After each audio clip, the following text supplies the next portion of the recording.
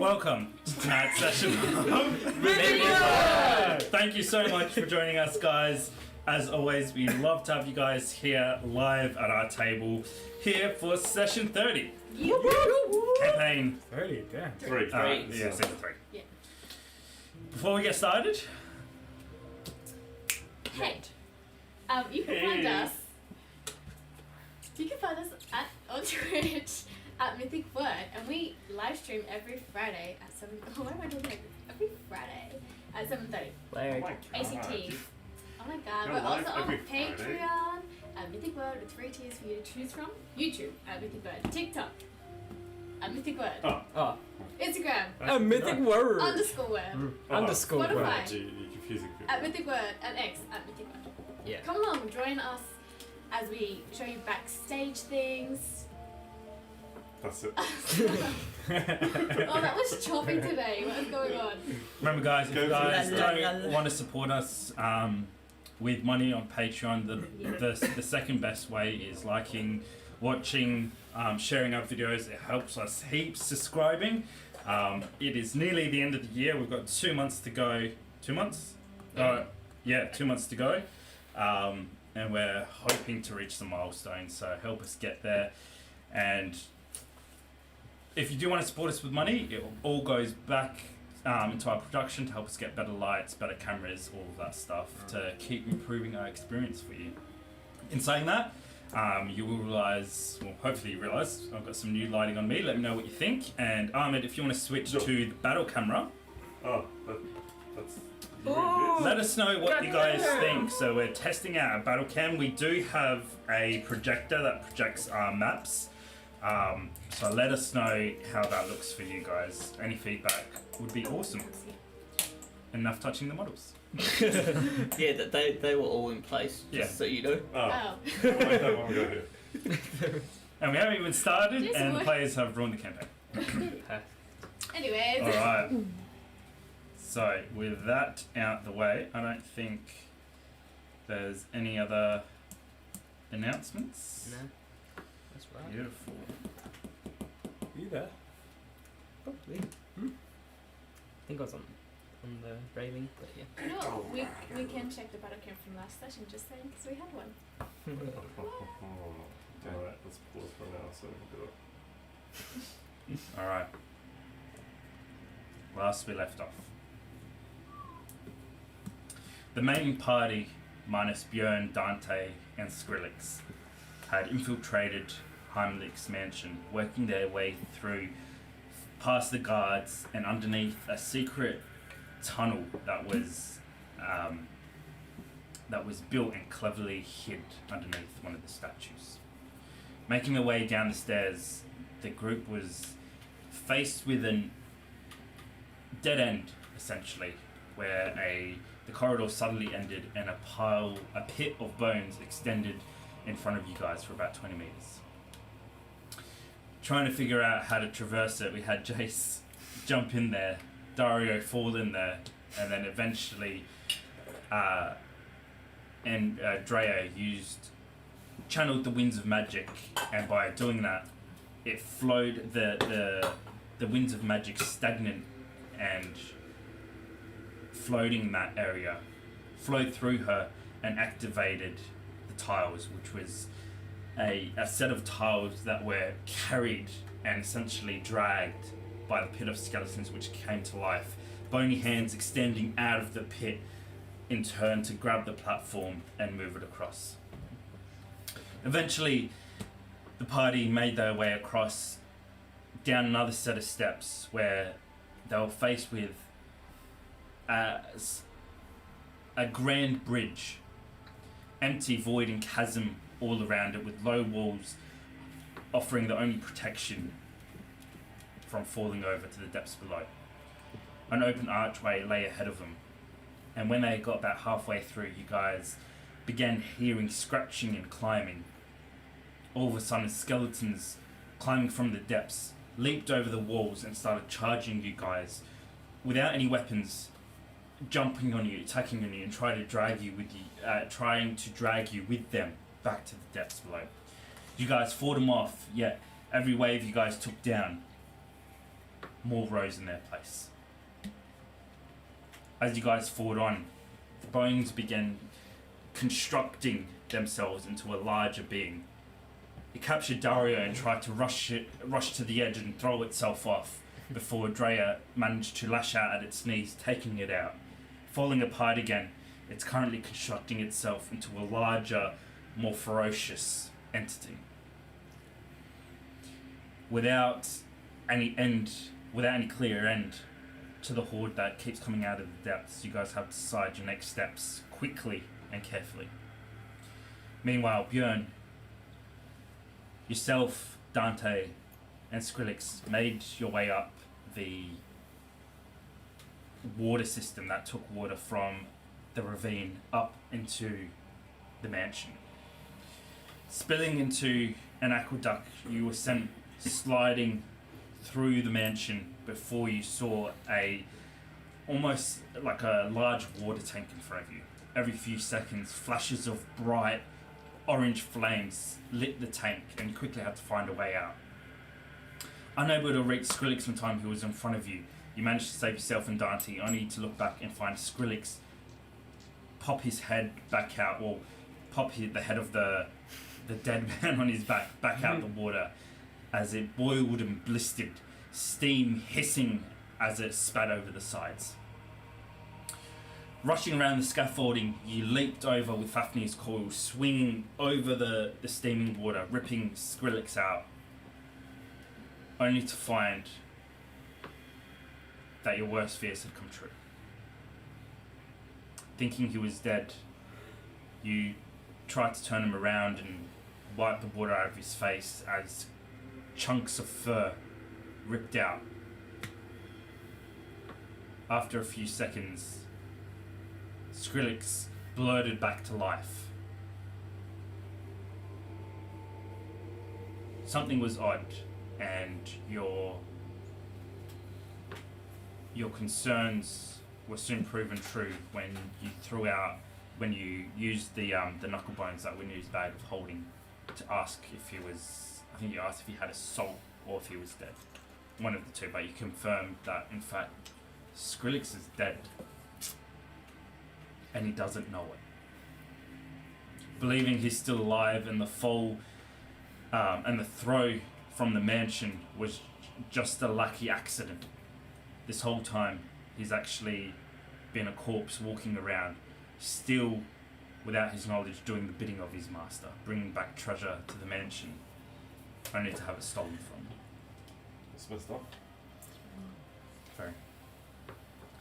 Is there anything anyone would like to add? Yeah, I think you got it. Beautiful.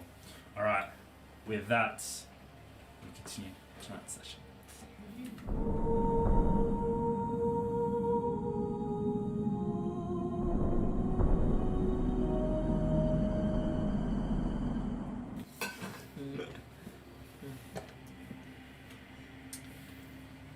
Bjorn, Aye.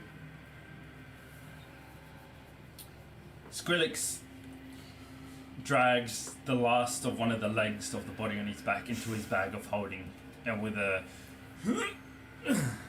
lifts it onto his back before looking back at you and Dante. Well, are we going? Yes, if you're quite done. Well, if you didn't ruin everything and throw it out of my bag. You said you'd done this before. No, I didn't. You knew where to jump. Surely you knew where it would lead. Yeah, but I haven't done it before.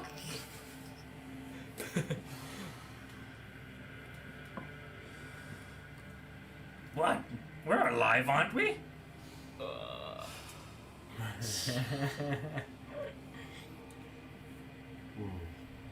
To some extent. Skrillicks, Yes. do you know where we are? He looks around. If my memory serves me correct, which it really does, Lately. I think we're in the mansion. deep inside.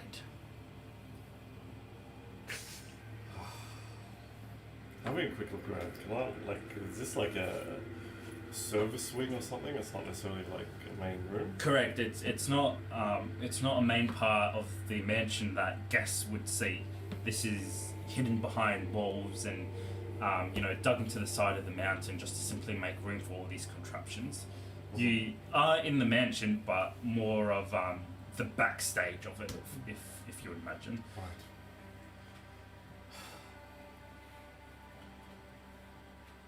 Well, it's good. We're in the mansion. Yes. That's good. That's really good. We don't want to be found. But we have something to find.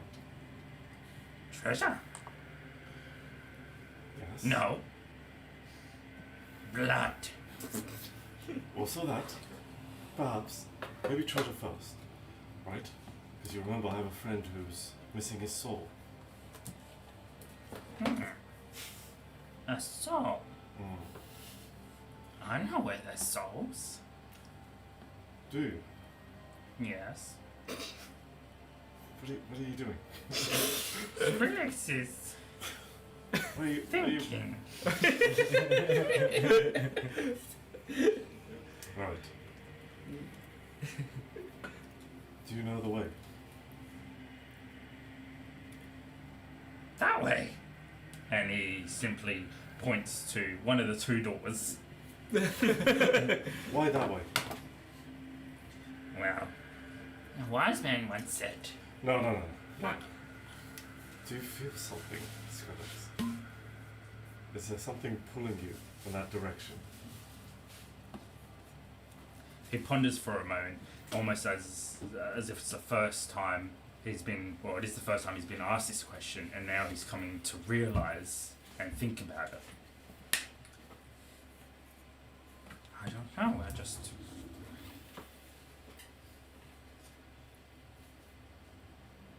know it's that way. There's something there.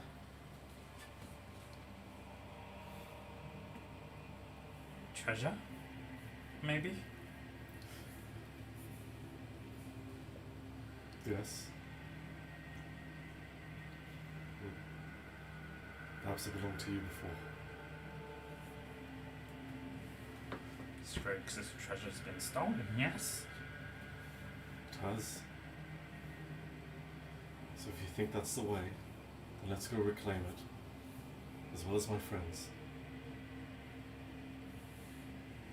And then we'll see what we can do about that blood. Okay. But you better not get in Skrillicks' way. Lead the way, Skrillicks. I shall follow you. Okay. And don't touch my bag again!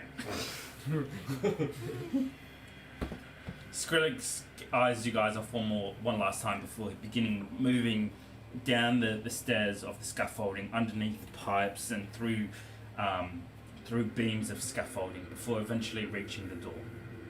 As he does, he peers through around the corner, both eyes scanning left and right as he does, before you see him both narrowing to the middle and then going back, doing a full scan of the room. Once he's convinced that it's safe, with still a very wet paw, he motions you behind him. You follow Skrillicks into what seems to once be a grand bathroom. Multiple pits in the ground would have been filled with hot steaming water where up to 50 guests would have been able to enjoy either separately or in groups. Damn. Now the tiled floor is overgrown with moss, slimy and slippery and constantly wet from the pipes that are clogged yet still dripping water. Your footsteps echo and reverberate through against the tiles and come back at you, yet they seem almost drowned by the constant dripping of water. Something splashes as you guys approach, and a frog leaps from one of the ponds, one of the baths onto the tiles, looks at you, before hopping away. The water's murky, and you swear you can see shadows and something among the debris. Skrillicks walks confidently through, almost entranced now as thoughts of something calling to him or pulling to him is now on his mind. I'll follow close behind. Mr. Bjorn, are you sure this, he was just dead moments ago, Mr. Bjorn. Are you really still following him? I thought he'd figured it out, though. Had Dante figured it out? Sorry? Yeah, he did, but to him, he was still dead a moment ago. He wasn't dead. Well, he was dead. He just can't die again. He's missing his soul, just like your nephew. The man was almost made into a stew. And yet he's still our best direction. Okay, but all I'm saying, What do you say? you should be careful, Mr. Bjorn. And you have to say that. Well, I don't know. You just seem to be following blindly this rat. Alright. Skrillicks, stop for a second. Dante, where should we go? What's your idea? Do you think it's this way? Maybe you want to take a bath. You know, it would help, actually. Don't you dare say to I mean, Mr. Bjorn, it's been a couple of hours since, one's throat gets parched and it helps refresh the mind. Can you put it in a takeaway cup? Takeaway cup. That was invented yet. They're about to be. Skrillicks turns around in frustration. Keep your voice down. There are things here. Dark things. Evil things. Bad things. Terrible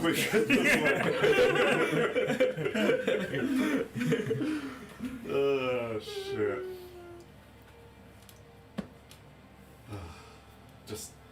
Can we just keep moving? Dante?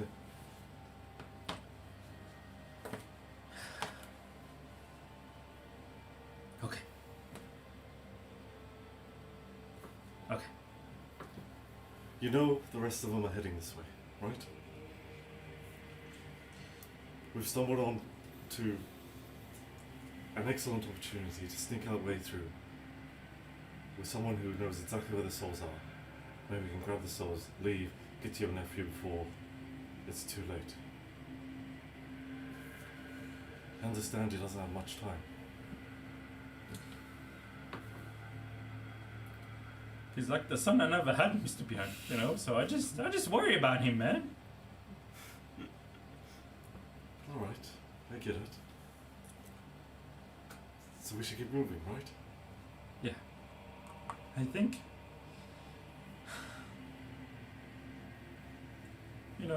When you have children of your own one day, Mr. Bjorn, it just changes you.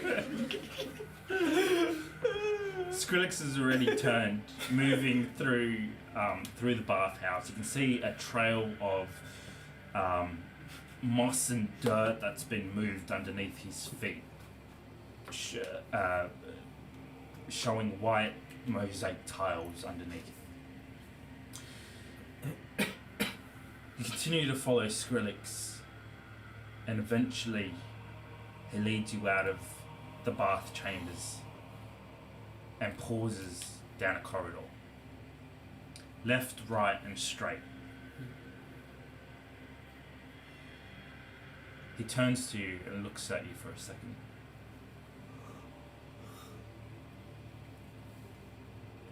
Why do you think Skrillicks is going this way? Do you know something Skrillicks doesn't?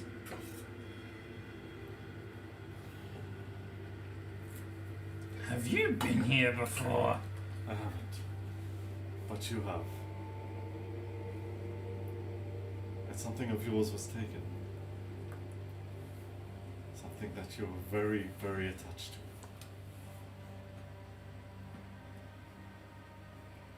He reaches into his mouth and plucks a bronze tooth. It's still here.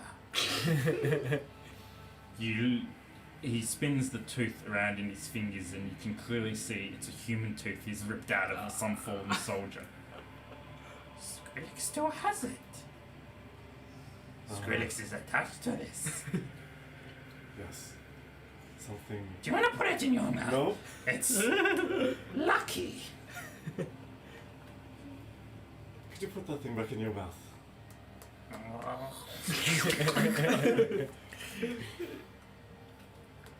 He bites down a few times, and you hear his teeth chomping on one another as it skewers back in place.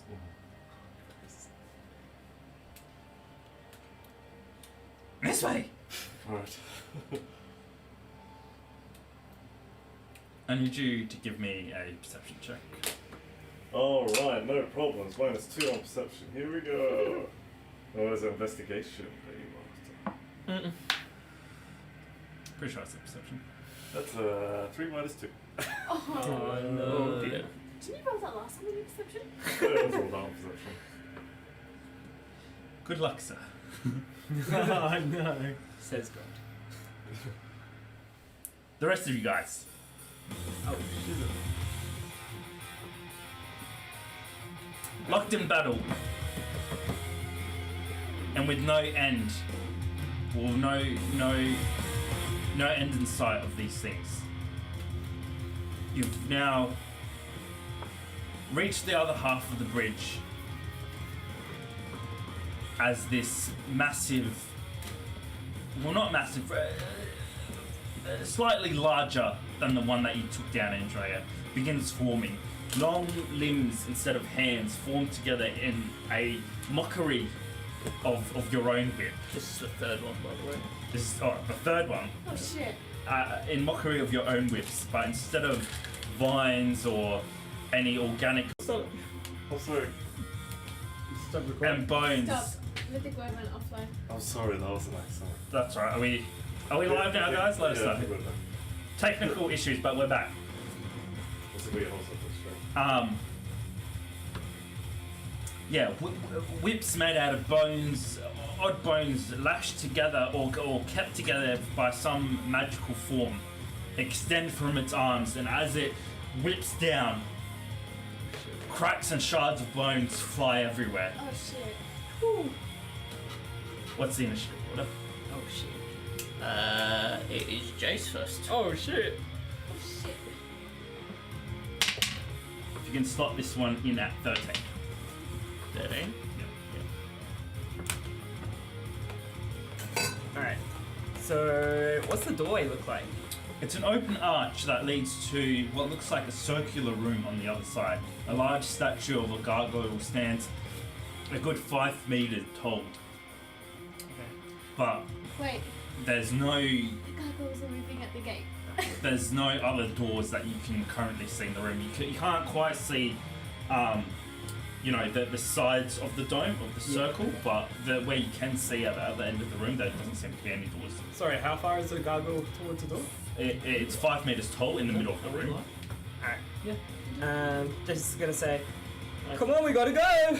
And he's gonna run to the door, and he just wants to get a good visual on the whole room and see if there's anything he can use to potentially try and block this doorway once everyone gets through.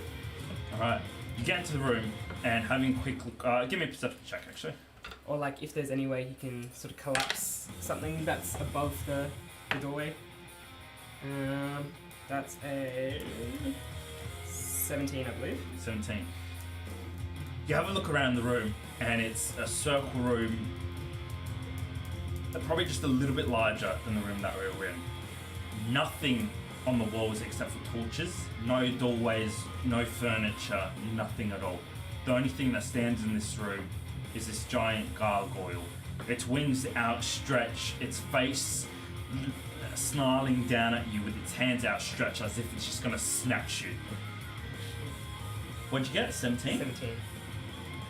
the only thing you do notice is a faint glow, a faint dark green glow emanating from the back of its head. Warp stone. Weak spot. As it looms over you, Shit. Oh no.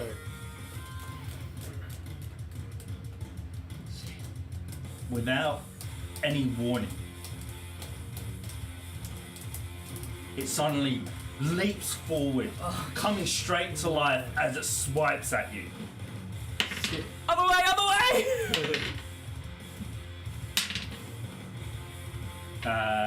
Getting a 14, 16, and Oh, shit. 24. jeez. Oh shit. Whoa. Oh, yeah. We're gonna die. So I'm model this one. 14, 16, 24, so 2 hits. So hits. Shit. On the 24, I'm gonna do Uncanny Dodge. So I can use my reaction to half the damage. Okay, that's a good idea. Thank you, sir. Shit. Can't you wait to see what the damage is Yeah, first? can you see it? So 2 So hits. maybe just do the one that has more damage. Yeah, 2 hits. So on the first one, you take 14 points of slashing damage. On the second one, you take 13 points of slashing damage. Okay, so half the 14, so I take 20 all up. Jeez. Whoa. Shit, other way! Damn. Can you add that directly under Jayce, but it'll go next turn. Yeah. Shit. Okay. How much have I moved? How much did you move with? 5, 10, 15, 20. 20. Can when he hits me with the first 2, with the third one, I want to try and use the rest of my movement to try and duck under it and circle back around to where I saw the warp stone. Alright. Give me a dexterity save throw. Yeah, Jayce.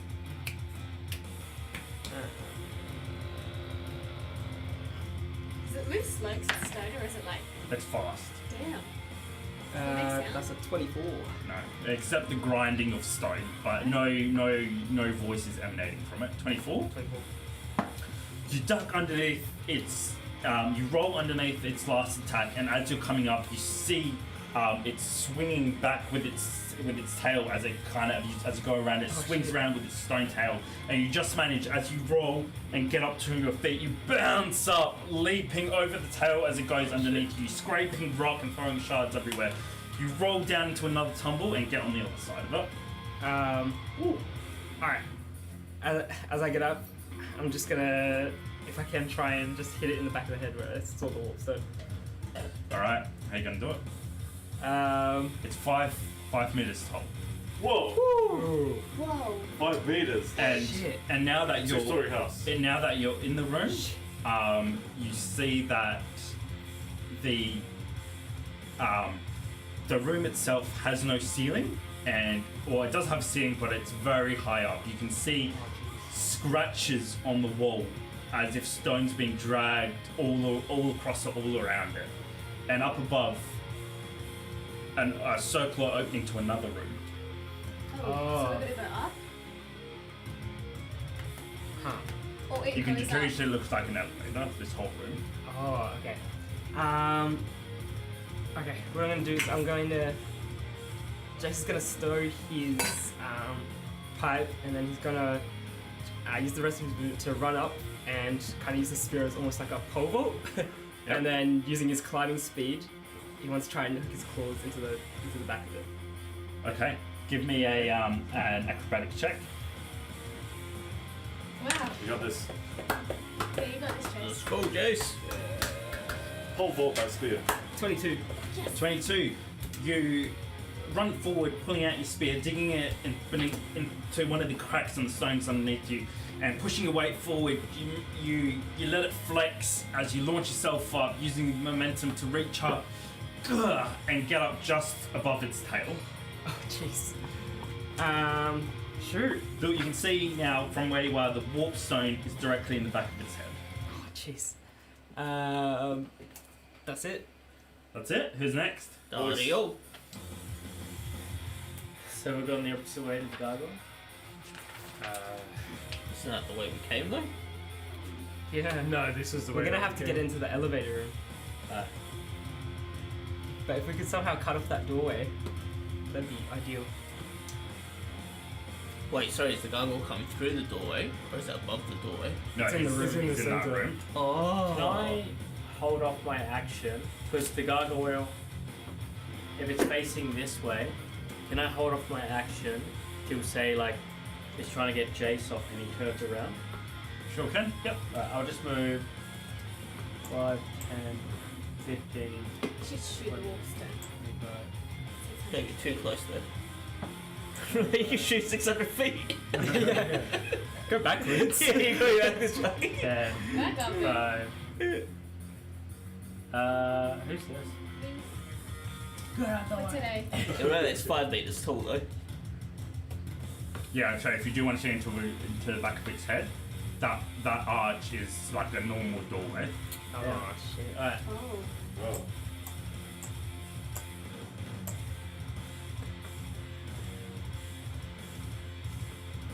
And there. Yeah. All right. Easy. Anything else you want to do? No.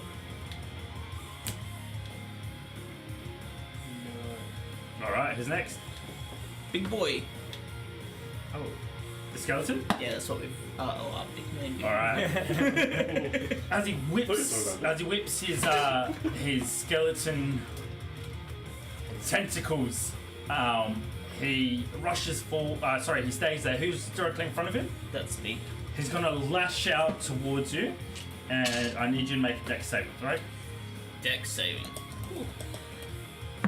No, he stays where he is. Oh, that's where it is. Yeah. Okay. I like the enthusiasm. He just lashes. 6. 6. He lashes out, and at the last second, you see the bones, instead of going directly towards you, sloops to one side and comes up behind you, going underneath your arms and locks in. As you look down, your eyes going wide, you feel yourself getting pulled forward. Oh, shit. Oh, shit. You get pulled forward before getting launched off your feet, and with a roar emanating from the skeleton, you're lifted 15 feet in the air, and as you're directly above him, he lets go of you and you go flying directly damn. behind him. You hit the wall where that flame is, and you hit the wall hard before sliding down, and you take 19 points of bludgeoning damage. With his second attack, he goes to the next person, who is That's Echo Knight. My Echo Knight. do a dex saving throw for the Echo Knight.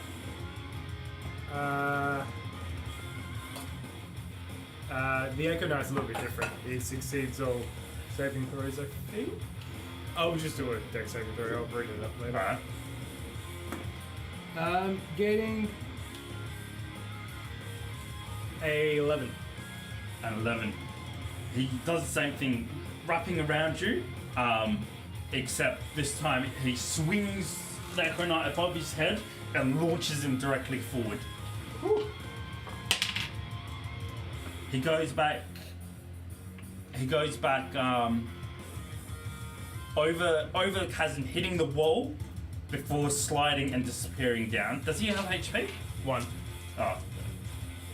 Yeah, Yeah. As soon as he hits, he goes. Yeah, he takes 15 points of bludgeoning damage, and as he falls, you see him disappearing.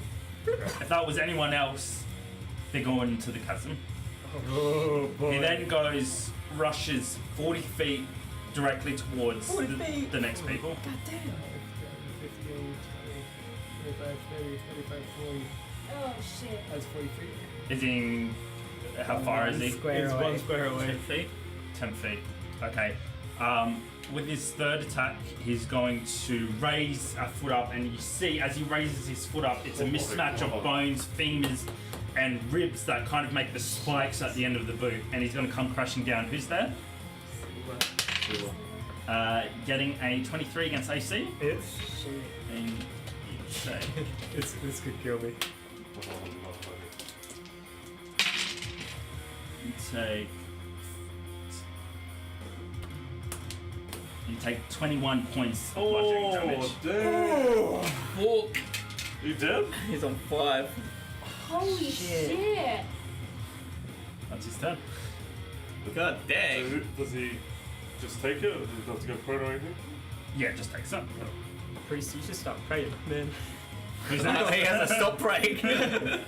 Oh yeah! Oh no! Bjorn. We're gonna die. Bjorn. Alright. Yes. Imagine if I just stopped and had tea with Dante. Well, you know, you've got time. Technically, this happened all. Yeah.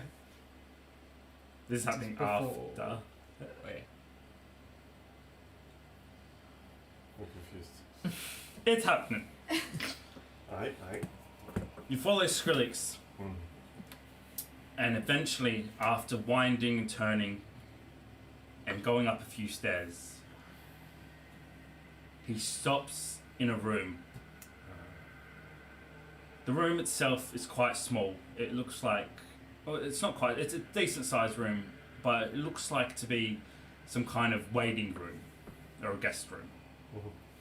As you enter through the large double doors in front of you, you see 4 sets of lounges, tables set up, a fireplace that would have once warmed the entire room.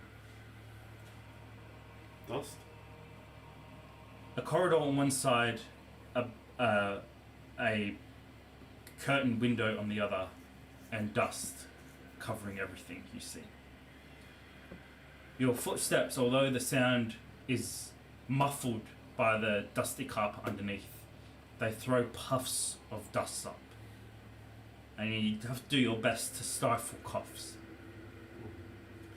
Directly ahead of you, on the other side where you guys have entered, 2 other large double doors stand in front of you. Wooden, ornate, and decorated with bronze carvings into the wall, depicting 2 figures, almost dark and light. Both of them to your... give me your choice of investigation or history or religion Advantage on faith and undead. with advantage.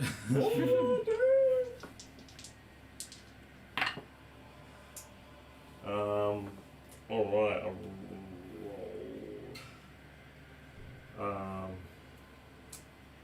I'm gonna go with, you said history, investigation, or religion.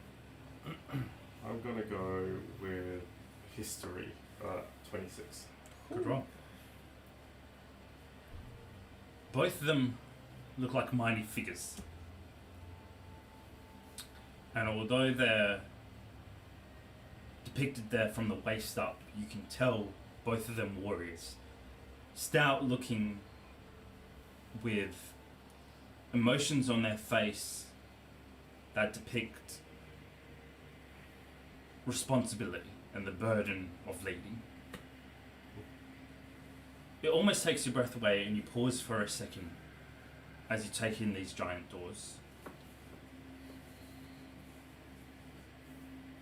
On one side, on the left-hand side, you see an elegant figure. Long hair, high cheekbones, and a proud face. He bares his fangs, but not in a menacing way. More of a controlled,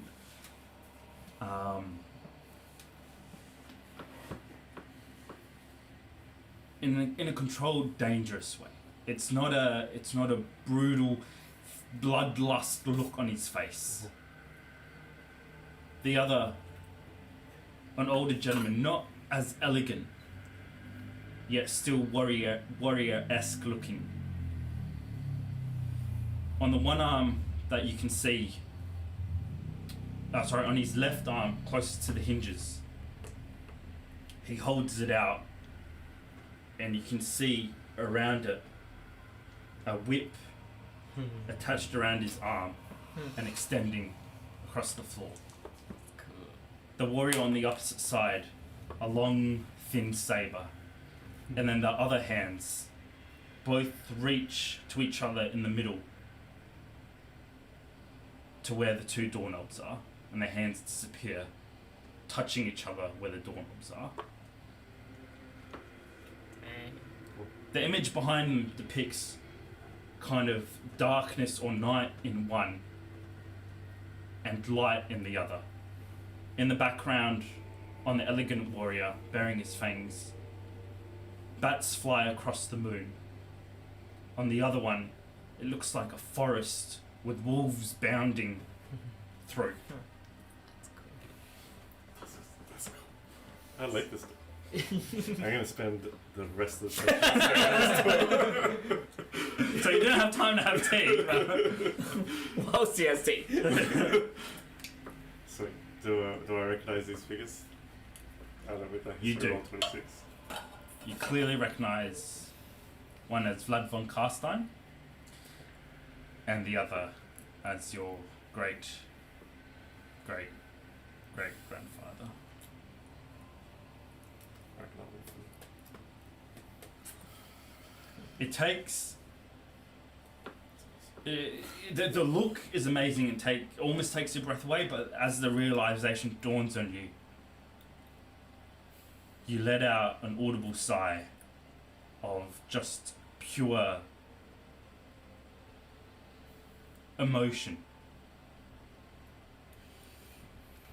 Knowing the history of your family only through books, now seeing the founder on one of the doors next to one of the, in some people's eyes, one of the greatest elector counts and possible emperor, next to each other, depicted like heroes, sends chills through your body. And standing there in front of this large door, you suddenly feel so small, and so your deeds and your accomplishments so small compared to your grandfather.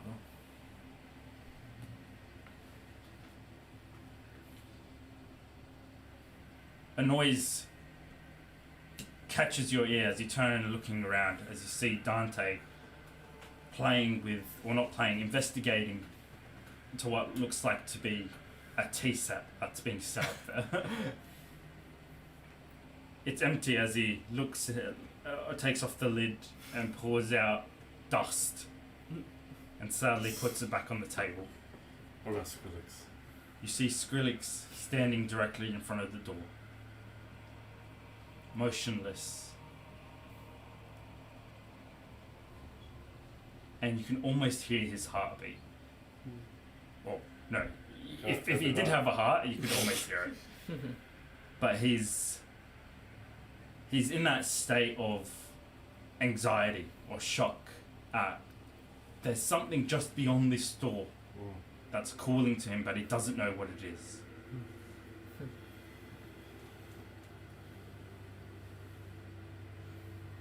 I'll step up next to Skrillicks.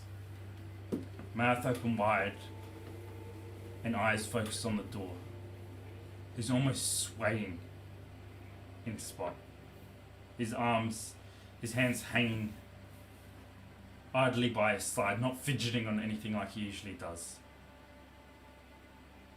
He just stares up at the door.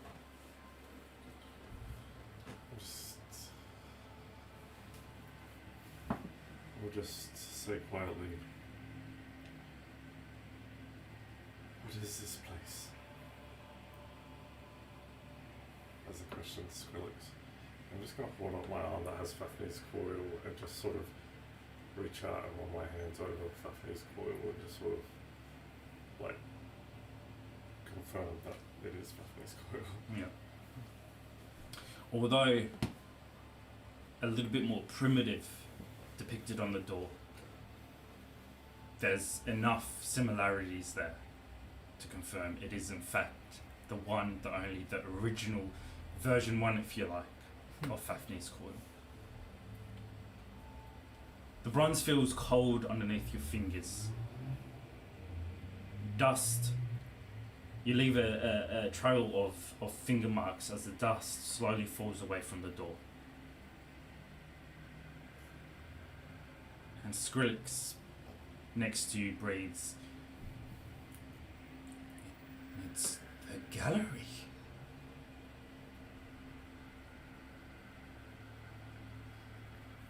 The gallery.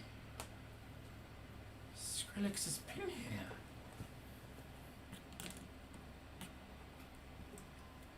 Skrillicks. And he reaches out, his fingers barely brushing the door. Skrillicks fell from here.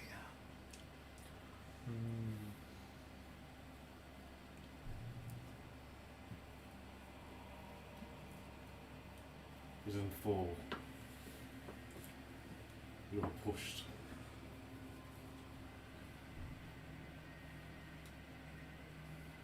By the one that you used to serve. The one you called Master, I'm afraid. You were betrayed.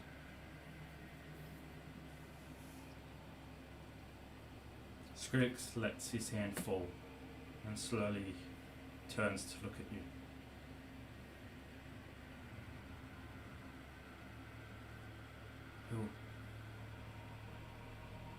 Will my new friends betray me?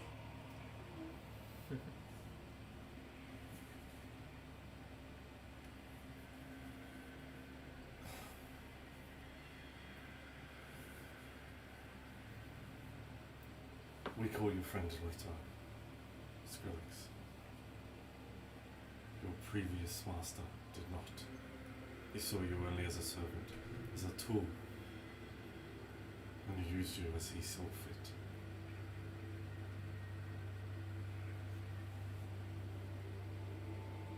He slowly nods.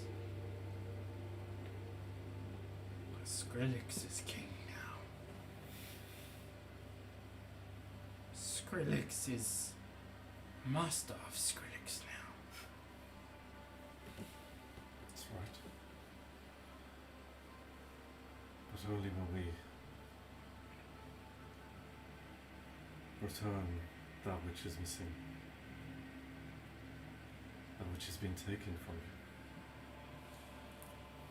Your soul.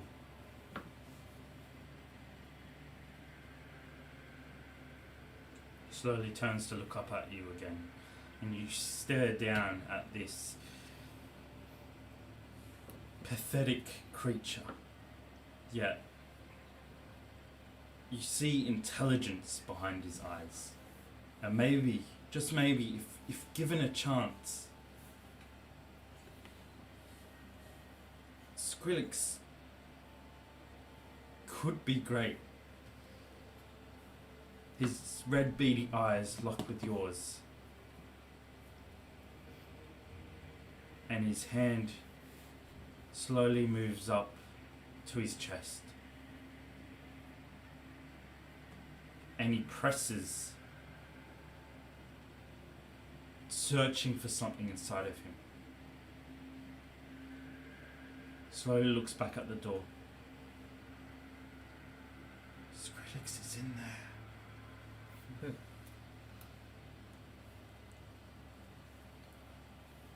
Let's go get him back.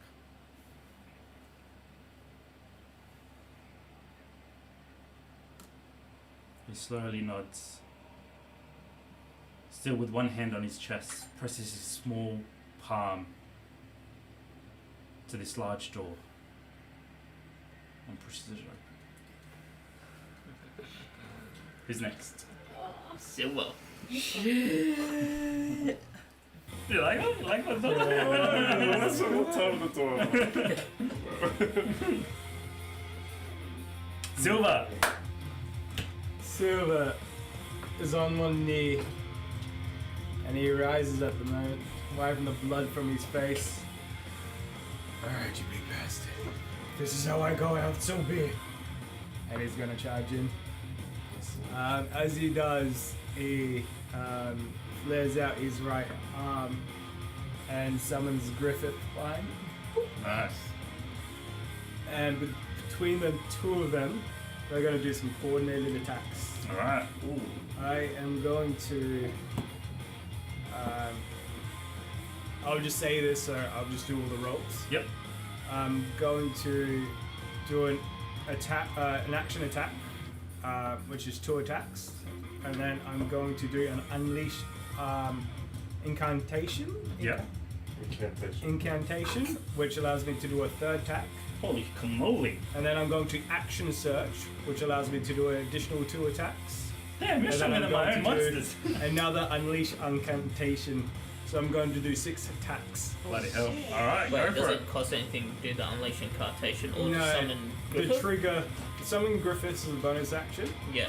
and the trigger to unleash incantation is when I do an attack, I can do an extra attack. No bonuses or anything required. Alright, Wait, sorry, an extra attack or an extra attack action? So 2 attacks. no, an extra attack. Yeah. An additional melee attack from your Echo's position.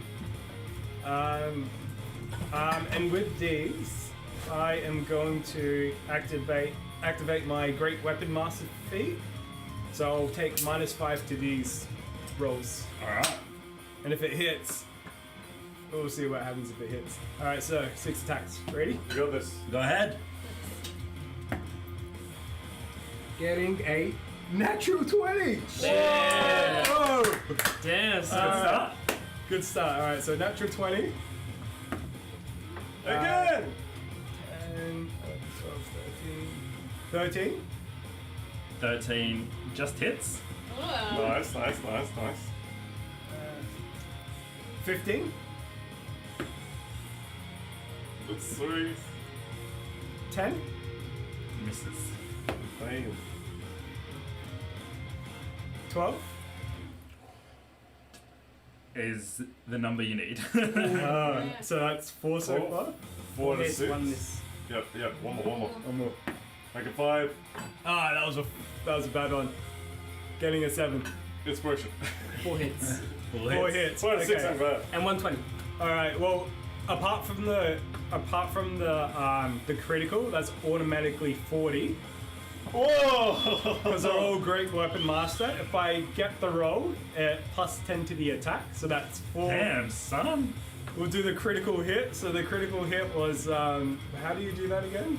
Max dice plus roll. Max dice plus roll. So that's 40 plus. No, sorry. 12. 40 52. plus. That's 50. 2. 52. 52 plus 4. So 56. 57. 7. Alright. Second attack. That's another one. 58. That's 5. That's, was that 63. 63. Alright, third attack. That's a 6. 63. 69. 69. Dang. Plus 1, so that's 70. 70. Wait, This- what's 2d6 at the same time? I don't have another d6. Fourth attack. Yep. What's the wolf symbol? That's 6, baby. Hell yeah. Whoa. Lucky dice. That's another 9. So 79. 79. 79 damage. Oh, shit! Not bad. God. They ain't messing Damn. around. I mean, yeah, Silver's not messing around. So, Thanks. Lucky dice. how do you want to do it? Because you're 1 away. Oh, that was awesome. So, how do you want to do it? How do you guys take it So out? 80 HP. Alright. Just spit on it, not yet. So, His turn. just, Griffith will do some brute melee hits. I mean, sorry, Silver's gonna do some mayhem melee hits, while Griffith is actually pinpointing specific targets and just breaking them down slowly. Did you roll with advantage, by the way? No.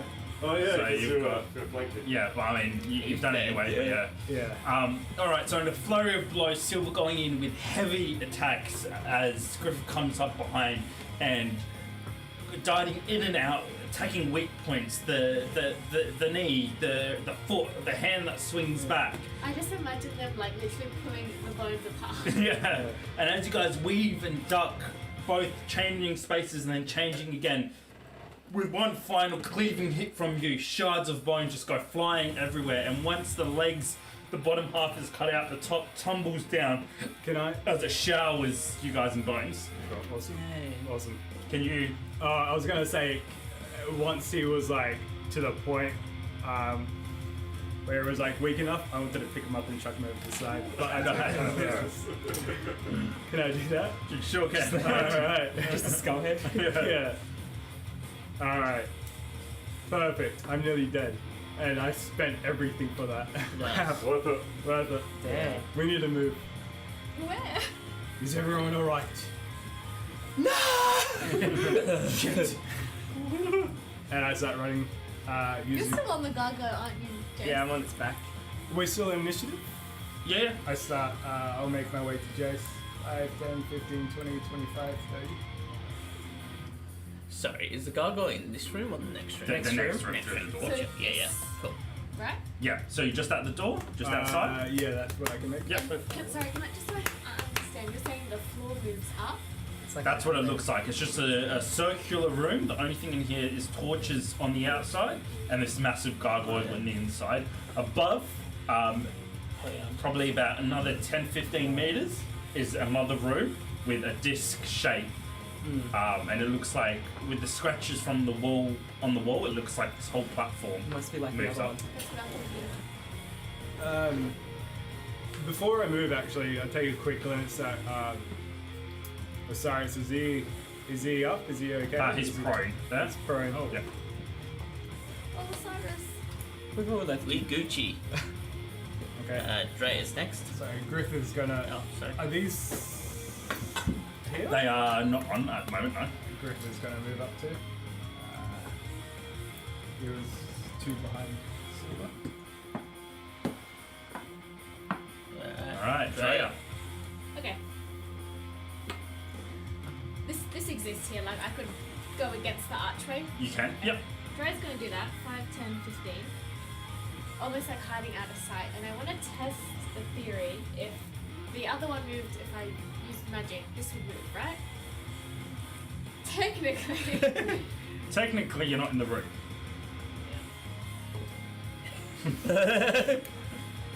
Put one toe in. Actual? No, Actually, put one toe in. Just What side? I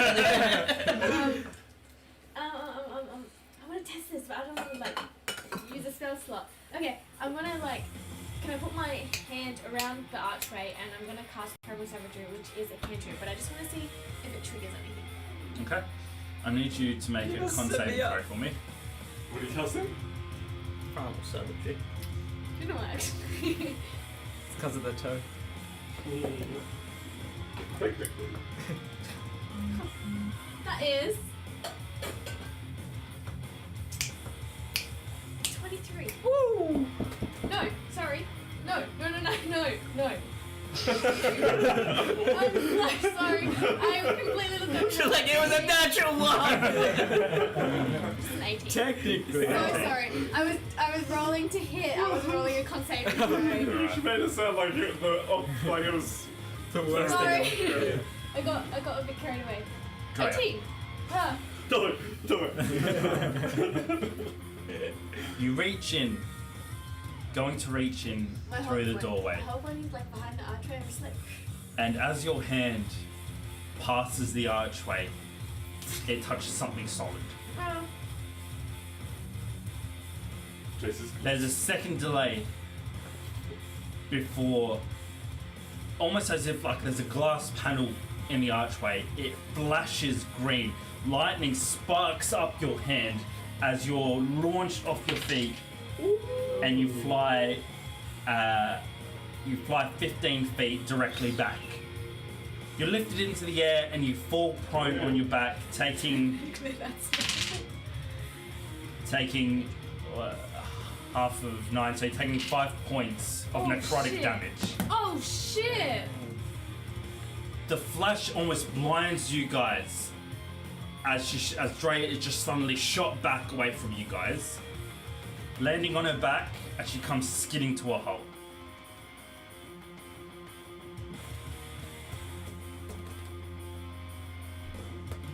Anything else you'd like to? Can I use a reaction to help her? If I still have movement, can I stand up? Yeah, it costs half your movement to stand up. I want to stand up and move away from the edge.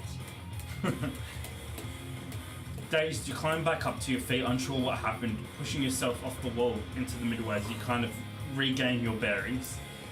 Tingles of necrotic energy still kind of flash through your hand as you shake it away. Am I able to do an insight check? Go ahead. I wanna look in. Is there like a protection ward? I'm on the gargoyle. Was it like, what is the difference between me using magic to get us across there and like what?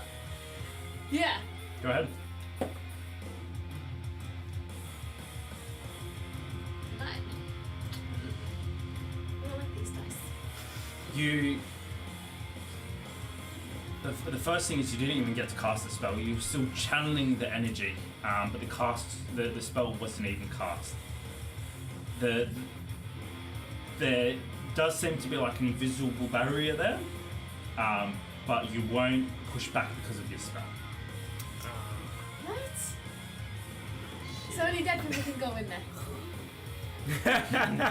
Shit. Why does Good it luck. Shit. Is there bones around me? Yeah. Can I just pick one up and then I'll wait for my next turn? Sure. Shit. What bone did I pick up just out of curiosity? Is it like a shard? Oh my Is it Did you want to look like for a specific piece of bone? Like a just skull, anything next to or me. you pick up a rib? Okay. Thank you. Action, move, bonus action.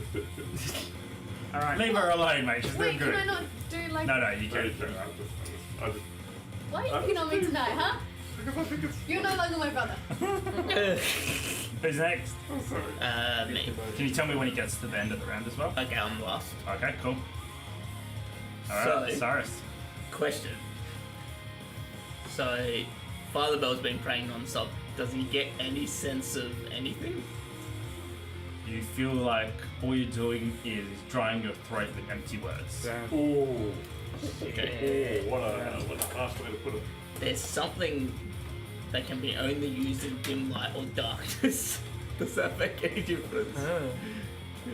If it's magic, like your form of magic, then it would be stifled. Okay. You feel like you're missing half yourself in this place. Alright, I'm just gonna use half my action to stand up then, and then Half I'll your use movement? half movement, and then I'll dash towards the group. Yeah, so you got, what is that, 45 minutes? Got 40. 45 total, sorry. 45. Sweet, that's my turn. Alright. At the end of the round, can you guys grab the skeletons and distribute them evenly around? Shit. Damn, man. This is not good. To be even, can I put this one over here? That's pretty even. Father Beldor, the bones around you start moving and snaking around. And as they move, they begin forming, not again into a a humanoid figure, but that of a serpent. As the bones collectively come together, a large head is made with ribs and forearm bones as teeth. And as it wraps its way around you and the head comes up, it goes in for a free attack. Oh my god. Getting a 21 against AC. Oh. That would. Oh, wait. Yeah, that would hit. I was gonna say, shield, but I can't. That hits. You know, the good thing about you guys getting stronger is I get to roll more and more dice. We're not that strong. Yeah. We haven't leveled up at all. Shut up! You take 22 points of piercing damage as this head comes down, and with one large giant chomp, it crushes its your torso between its mouth. The rest of the skeletons will go now, and they'll move to the closest person, starting jeez. with just pick one on your side, Andrea, and he'll make.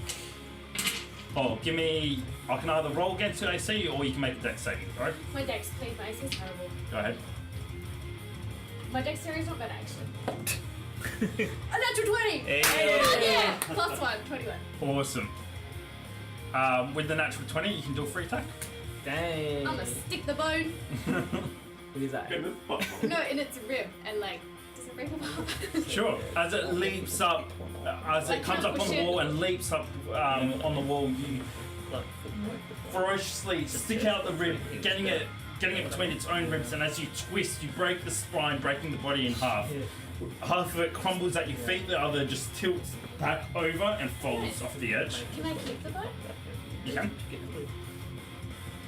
Do the next one.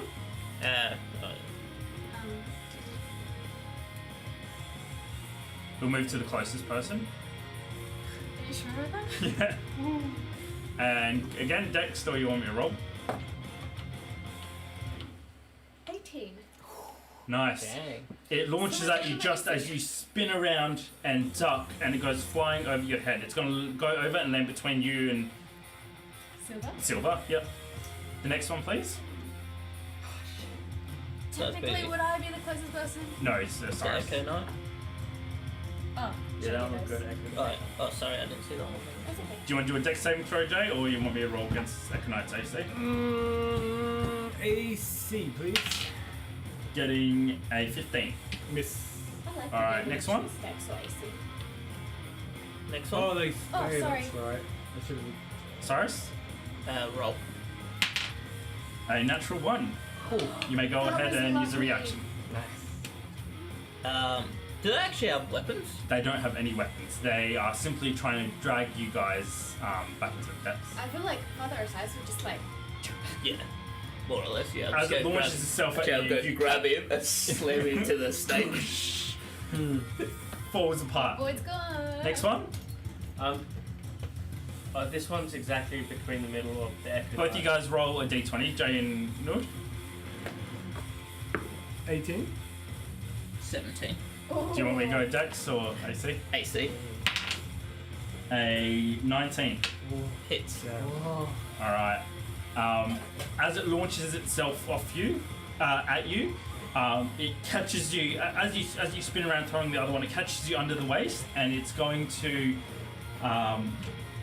go towards the edge. It goes 10 feet towards the edge, dragging you towards the edge with it. No, toward like it's going to go forward. Oh, this way? Yeah, towards the Wait, closest can I edge. make a strength check against it? Yeah. Thanks. Do you want to die?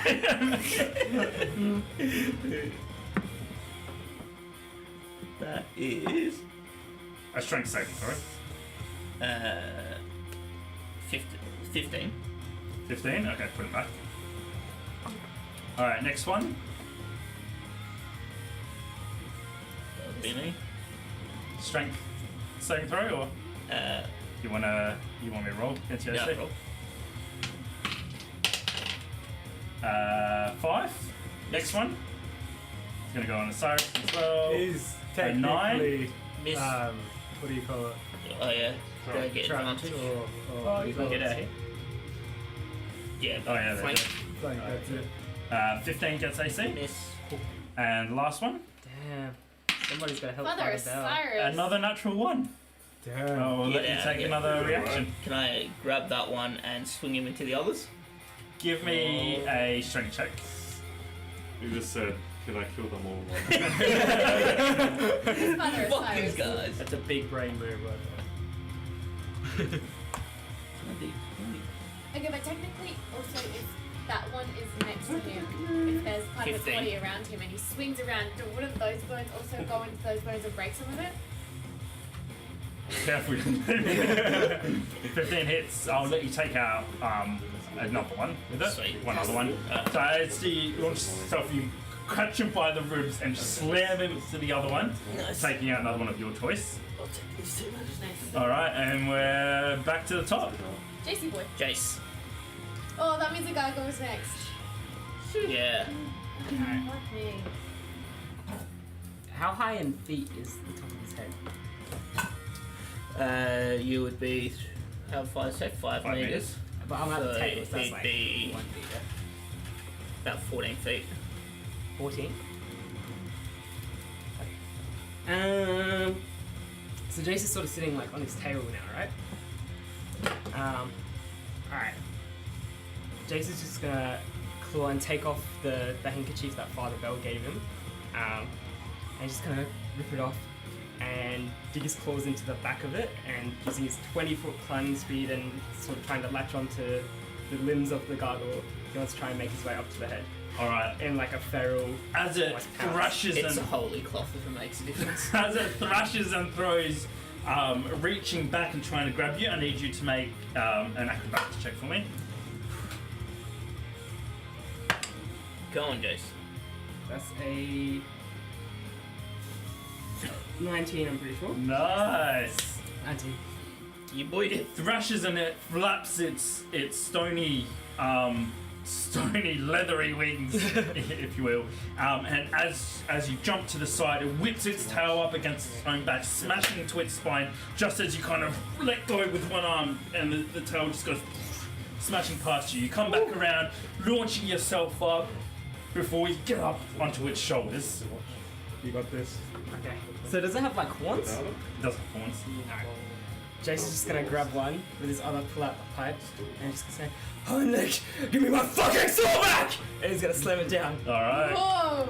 Ooh, good Go ahead. He's pretty damaged. Just wanna say. Can it be like advantage because it's his weak spot?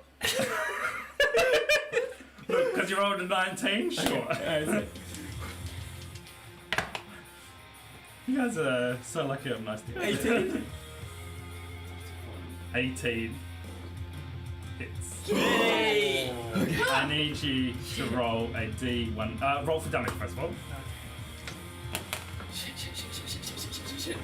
Okay. It's like a sword gem that's controlling this guy, but and you're just about to smash a sword. Found out. You by yourself. Alright, I need What do you need? two, Dude, what? 4. I need one more d6. Okay. Dude. What is Osiris? Wow. And I'm also going to do a Whale of the Grave, which lets me do an additional 3d6 or half my Yes. sneak attack, so Damn. an extra 3d6 damage. I'll roll in a sec.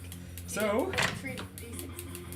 5, 10, 14, 14, 19, 22, plus 4, so 26, plus whatever this is. So 33 damage. Yeah. Nice. You swing your arm back, shouting with all the built-up anger in you, and as you swing the pipe down with all the force you can muster, it smashes against the warpstone in the back of its head. The warpstone, mind you, is probably about this big, and it's a chunk of it. Shards jut out everywhere from it, and as you hit it, it's as if you're hitting like a diamond, a super hard surface, and you just feel the vibrations ringing through your arm. Did you roll the extra d6? Yeah. A second passes, and as you fear that you might have not done any damage, you hear a crack underneath your pipe. I need you to roll a D100 for me. Oh shit. And add 33. Don't. Or 30, whatever your damage was. wait. Okay. Add 33. Okay. Wait, so that's a. What is that? What, double zero? Nah. I think that's a 9. That's a 9. So I got 97 plus 33. Nope. Oh, shit. 123. 123? 130. 130. 130, sorry, yeah. Yeah, 130. Light begins to beam out of the warpstone, and as the gargoyle goes to swipe at you, once again you jump to the side, dodging his hand. And as he comes down on one knee, if he could emanate any kind of voice, he'd be roaring in pain right now. The warpstone gets brighter, and brighter and brighter. For you guys, the light is blinding coming out of the archway, and as the whole room fills up with the green light, it goes back in and explodes. Oh no! Jayce, I need you to make a con saving throw for me. Oh shit! Oh shit! Oh no! A con saving throw? Oh, I have advantage on con actually because I forgot my soul trinket.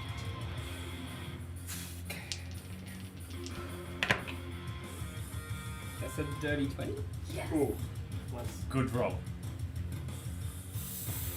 The gargoyle explodes with furious energy. Cold necrotic waves wash over you as you're blown off its back, slamming hard into the wall. Shrapnel and stone goes flying all across the room with a deafening bang as dust kicks up. You take half of 130 damage. Oh. 65. Yeah, I'm out. You take 65 points of damage as you go slamming against the wall. The force of it cracking the stone behind you. As the world blanks out, falling down into darkness, you smash onto the floor. Yeah. For you guys, Hold on. If he had taken full damage, would that be instant death Yeah. at that point? Yeah. He's got 57, but it's got to reach 0 and full health to be an instant death. Hang on. So it would have been just under because you're on 22. the sound for you guys is absolutely deafening as shrapnel goes flying past you guys. I need everyone in that room to make a constitution saving throw for me. What do you mean in that? Oh, like you guys, everyone here. That was awesome. Except they did. 15? I got Oh, 14. that's really bad. 15. 14. Sorry, am I still moving? No, sorry, I got a 16. 15. 16? Like dirty Wait. 20. Sorry, 15. You're right, did I, Drea? No, I can't count. I also got a 15. 15? 15? Yes. 15. Dirty 20. Dirty 20. Nice. Good rolls. Good job. A wave of massive necrotic energy flows into you guys. Stones go rushing past as you can see the, just before it does, Do the skeletons have to make a roll? they do. The flash of necrotic energy on the door bursts in front of you guys at the same time that the stone bursts on the back of the gargoyle. Energy and shrapnel goes flying into this room. Everybody got above 15? Yeah. 15, I rolled well. Everybody takes 20 points of necrotic damage. Holy shit. Whoa. I'm down. Whoa. The serpent above your head and all the skeletons in a wave of necrotic energy get slammed before they just go flying into a shard of bone, spilling all across the chasm. They're all Even big gone. guy? Even big guy? Even big guy. Anyone still up? I'm on 20. I'm up. Good to go. Silver's down. I'm up. Okay. Okay, holy shit. Yeah. It's disappointed. That's We're going to take 40 if you didn't pass. Took half of it, so. That would have taken. oh, that would have taken everyone out. Yeah. Not me. No, I would have had 8. That would have been just Not in. me. Oh, shit. Yeah. Impressive. You're a weak. Oh, sorry, no, I would have been down. Still in the end. 11. The echo thunders through the chasm as it bounces off the walls, echoing deep into the chasm. The echoes off the walls around you guys, but in what seems to be now like an endless chasm underneath you guys, is the sound just swallows. The sound is swallowed up and never kind of returns or echoes back up. Do we hear bones? Like, You do not anymore. As the dust settles. Oh, everyone's prone, by the way, whoever's still up. As the dust settles, and you guys, those that are still up, brush the dirt and bones and stone off them. The world is hazy and ringing around you guys. You slowly get to your feet coughing a powdered mixture of bone, dust, and stone. And as you wipe the dust from your eyes and wait a second for the haze to settle down, you guys see Silver down on the ground, and you see Jayce further in the room, covered in rubble, unconscious. The only thing giving him away that he's there is his tail, still just barely hanging out of the rubble. Out of initiative order, what would you guys like to do? Okay. Considering I'm the closest to Silver, I'm gonna run there first. And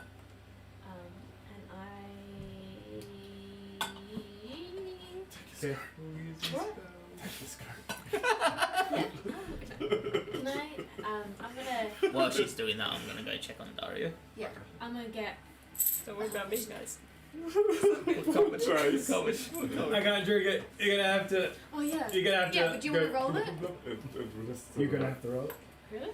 You turn him over, wiping the dust from his mouth and his face, opening up his mouth, uncorking the potion. And as you're still kind that's a of big choking on the dust yourself, you steady your hand as you pour it down his throat. Thank you. Thank you. So is that just automatically a +8? Mm-hmm. So it's a roll +8. Nice. That's a big potion. That's a very big potion. I didn't realize it was that big. How do you heal? How much do you heal?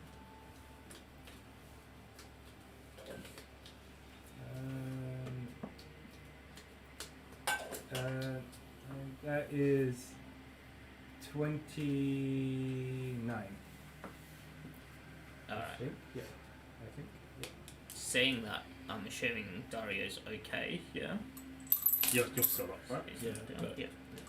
Alright. Looking into the room, would I have seen when Drea got bounced off? You would have. Okay. Can I just do a perception check while I'm checking over him to see if there is still the barrier there? You may. More of an arcana or insight check. It's not. It's a Alright, like an I'll do invisible insight. barrier. Yep. Can I assist? Sure can. Yep. And okay. Those that have went down, remember you take a point of precaution as well. Oh, 20. That's 20, What- 22. What check did you do? Oh, you Yeah, rolled a natural inside. 20? Yeah. Okay. As you rush over to Daario, So that's 29. okay, good roll. As you rush over to Daario, checking over him, looking at the door. Now that it's gone, you do admit that there was like the faintest of green glow or energy around the door. Not being able to pick it up before, since all the other lanterns are green and you guys were ambushed, you can now tell the difference, and you're confident that it went down with the gargoyle. Awesome. Cool. And I'm gonna go into the room towards Jayce. I just want to say, as soon as Silver's like, I see that is up and stuff, I would follow too. Okay. One by one, as you guys clamber to your feet, dusting yourself off, you walk into the room that is now covered in a good 15 centimeters of rubble and dust. Clambering over, choosing your footing carefully as stones and loose rubble slip underneath you, you all make your way over to Jayce. A large rock covers most of his body, and his tail limp, covered in dust, with his hand still clutching the pipe, extending out from the rubble that's on him. Can I lift up that big bulger with broken bones? I'm going to attempt it. So Father Bell, he's seen Jayce unconscious before.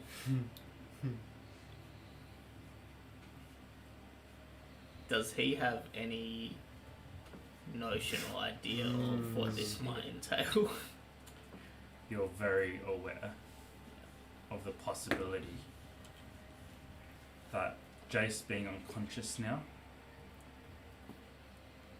could mean that this whole operation and your whole effort is gone to vain should he not be able to come back. In Father Bell's understanding, though, is it better that he stays unconscious now, or is it better that he becomes conscious?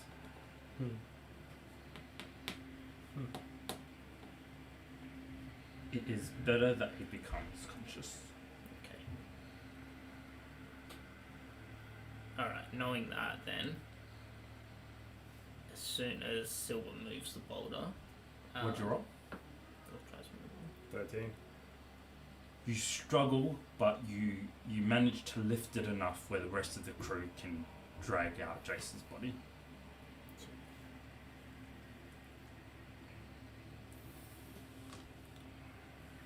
I don't care what they say about the boy.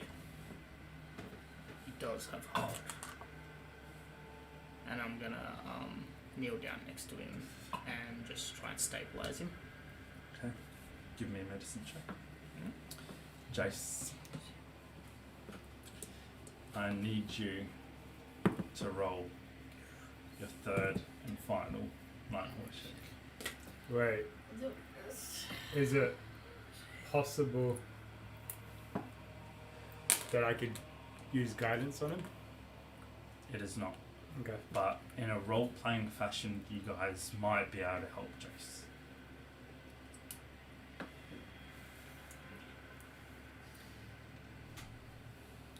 Is there anything anyone would like to say or do before Jayce attempts this roll?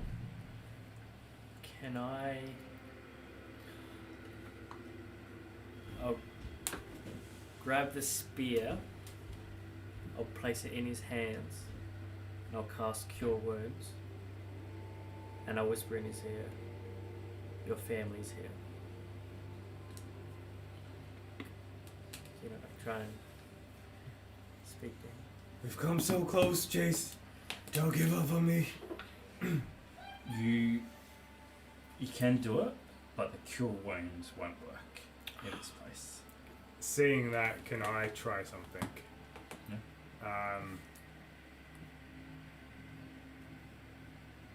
I'm going to use Griffith as I said that out loud. And oops. And try to work its magic. Can I try to use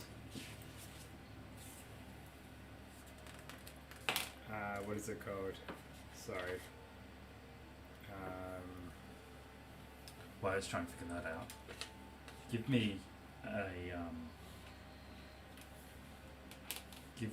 a D20 roll, and the DC's based on just a straight D20. DC's based on what you guys are going to say and do. So no persuasion. You can't persuade someone back from the dead. Father Bell's actually tearing his cloak and just bandaging the worst of his wounds. Yeah. And I want to try, as I do it, ignoring what everyone else is doing, I want to sort of sit him up a bit and get close to his ear while I'm bandaging him and do the same thing I've done once before. And just say, Kathy. Wait, I can't even remember your family's name. Doris. Right, Doris. Yeah. Dante. Dante. Needle and thread. Just as I wrap it, just repeat it over and over to him. Can I hear Father Bell? Can we hear him? Are you whispering this loud enough for them to hear, or? Yeah, it's audible. I'm not Okay. yelling it though, but yeah. Drea would chime in and say, "Rose, lute, paintbrush, quill, butterfly," in reference to his pins to his friends. Good girl. Would Cure Wounds not work because he's dead, or because my magic doesn't work yet? Because any Osiris's all spells won't work, and then everyone else for healing spells it won't work. Okay, can I do something else then? Yeah, sorry. It's called Palm of Peace. It's not a spell, but it is a, what do you call it? Cleric A ability. balloon? It's a, yeah. It's Does an it do any ability. healing? Yes, it does. It won't work then. Okay, this might be stretching it a little bit, but can I cast Summon Beast and create a tabaxi-like figure in the shape of Kathy. Okay. Yep. Yep. All right. Technically, it's not healing spell, but can Drea try and cast and make good berries? Good berries will work, but he's got to eat them, right? But I've seen Have them no in digesters. Astra when he was unconscious once. True, so but yeah, somehow would Jayce doesn't even like food does nothing Well, for weren't they Jayce. like stuck into his skin anyways? But he's Have like, no heart, he's no dead. bloodstream, no anything. Let me have them. it's a good idea, but yeah, with Okay. Jayce it won't Yeah. quite work. I'll All right, you two, if that's what you guys are doing, give me a d20 roll. The last thing I'll do is hearing Father Bell. I'll say, may Sigma guide your words and cast Bardic Inspiration. Nice. Am I able to assist Father Bell in his medicine check? Like, if I hear him saying those words to Jayce, can I look Jayce over while also joining in with Father Bell? Sure. Yep. How does... So Do you do a medicine check for me? Okay. And if you get past 10, you can assist the DC on Father Bell. 5 16. So I've done the medicine check, Yep. which was 12. Yeah, you want me to do another D20, straight D20? Straight D20, and the DC is based on your role playing. Okay, awesome. Can I Can I add the Bardic Inspiration to my medicine check then? You can. Are you sure you don't want to use it on the D20? Oh, sorry, I thought it had to be a straight D20. Nah, that. Okay, Yeah. good. Alright, yeah, so if you're going to roll, do yours now, just so I can. Oh my gosh, that's terrible. Oh, shit. Good that you gave me that. 12. I've got 2 12 sixes. plus the 2 from Drea. Can I as Osiris says, Kathy and Doris, and Drea follows it up. Your art, life, so stupid rainbow colors. Come back. And can I guidance that roll as well? You can do your own roll based on that. A straight D20 roll. Okay. I rolled mine earlier and I got a 12. A 12, okay. Yeah, I got a 6. And Drea, you assisted by the medicine. Okay. There you go. Jayce. In limbo between the land of the living and the dead, the darkness reaches out to you, calling you, almost begging you to finally come. There's nothing left for you on the mortal plane. Your father is passing, or probably dead. Your mother hates you. She doesn't even think you're a son. Your uncle, God knows where he is. Your friend's dead. Your city that you've grown up, although nothing special, is in ruins, plagued by violence and misery. The only decent thing that you've tried to do in your life, starting a revolution, has turned bloody. A symbol of justice and peace has now become one for bloodshed and violence. Your shop, your home, needle and thread, is burnt to the ground. What is left for you? Your new friends? Well, you've only known them a couple of weeks. Is that really worth coming back for and fighting for, suffering for, rotting away for?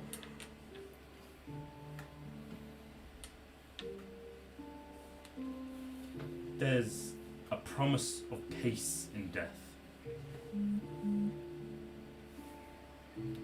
And you almost believe it.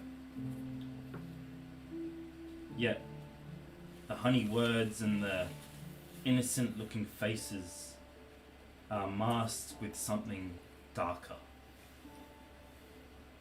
There's no rest for you there. There's no rest in death, no rest in life.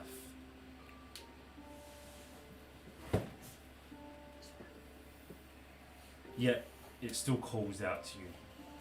And now as you turn away from it, it turns aggressive, clawing at you, dragging you. And you turn and you see your own face.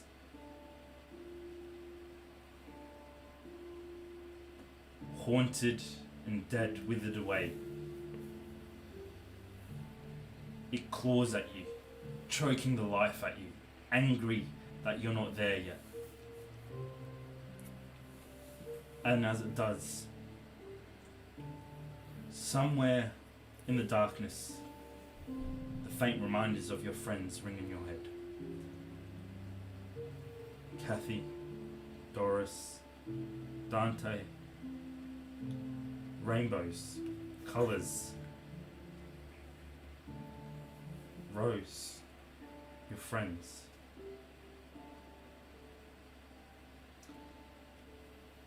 As much as it is a choice for you right now, you could let go if you wanted to.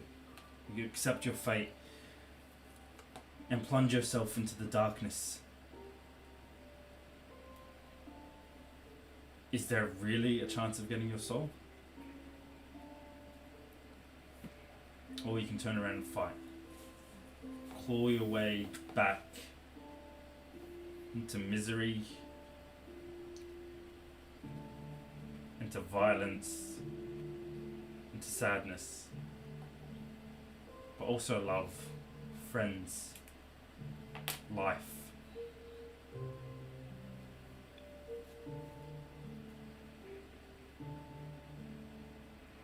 The choice is yours. Oh shit.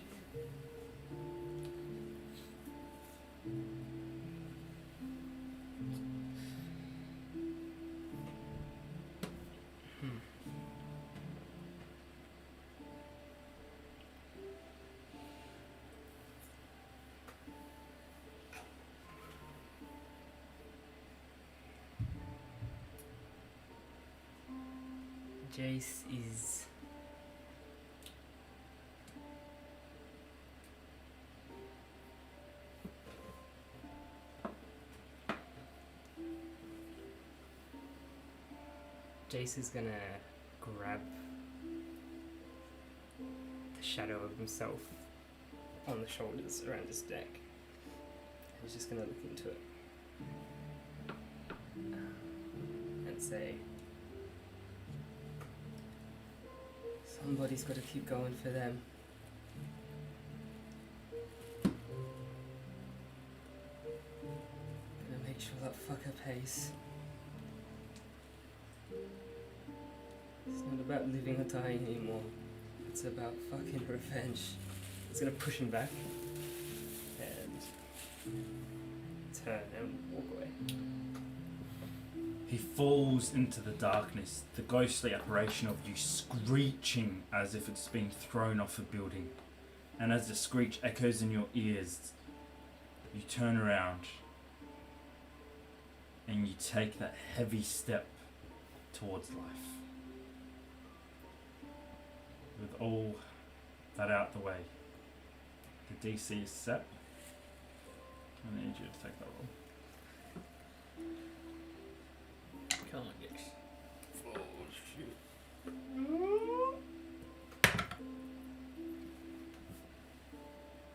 19. Oh. Shit.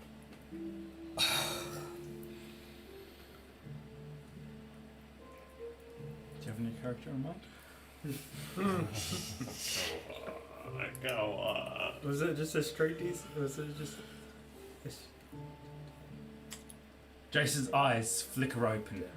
Dust falling out of his fur as, if you could call it life, flows back into him. All of you guys are shocked for a moment. The damage that you guys took from an explosion was nowhere near being that close to the source of it. And a body so small and already rotting and dead, being so close to it, being thrown around and then crushed underneath all this rubble. There should be, well, there's a very slim chance that he would have made it back from this. You don't know if it's the strength of Jayce alone, or maybe the work of Sigma even. Maybe it's your words. Maybe it's some other power or entity. You guys probably don't really care right now. But you are thankful. And as you process this, that is where we're going to take a quick break. We'll be back in about 15 minutes to find out what's happening. Thanks for watching, guys. See you shortly.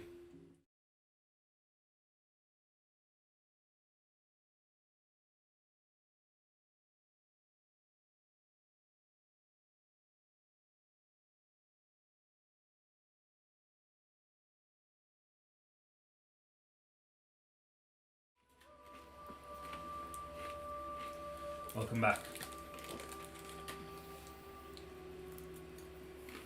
Yeah.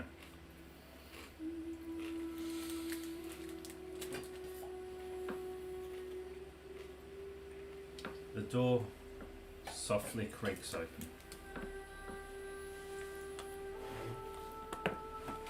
The gap large enough for you to pass through.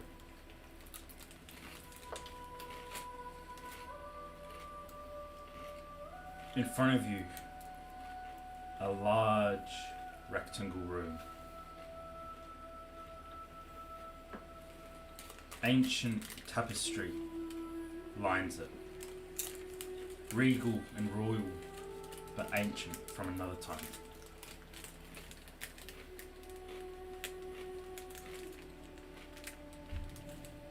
Torches line the walls, spread out evenly.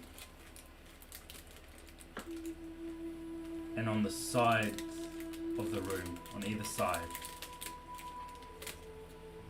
wooden balconies extend the length of the room. Almost looks like similar to a throne room. The other opposite end of you, from you, a large statue watches over the room.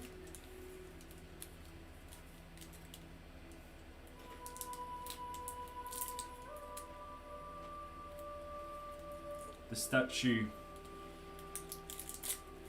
3 meters wide by about 10 meters tall, depicts a scene.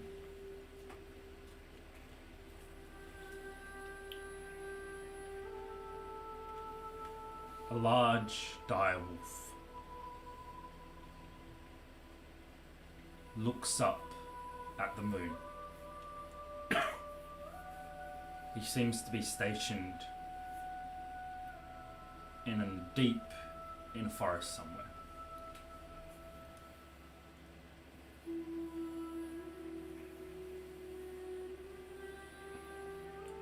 Three trees surround him.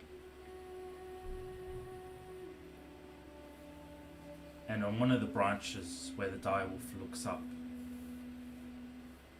a large bat hangs from one of the limbs, upside down, its wings folded in. There's harmony in this statue. Both seem wise in their own way and intelligent.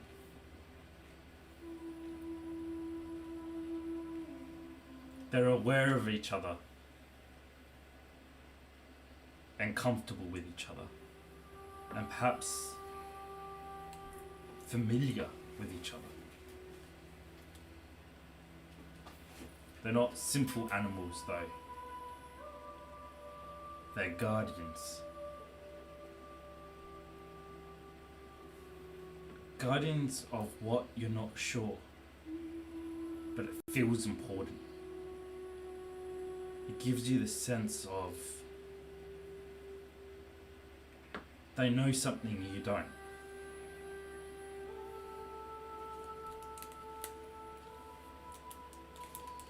Flanking the room, you seem to be in the tallest part, or the highest story of the mansion. A few large windows would once let grand light into this gallery are now curtained and shut. And lining the walls, underneath the tapestry, large portraits. They span the length of the room, and as your eyes lead up to the stairs that make it up to the balcony, you look up and you realise, yet again, rows of painting. You estimate anywhere from 80 to about 150 different portraits, all framed in deep oak wood, elegant, carved. In the centre of the room, a raised cube dais.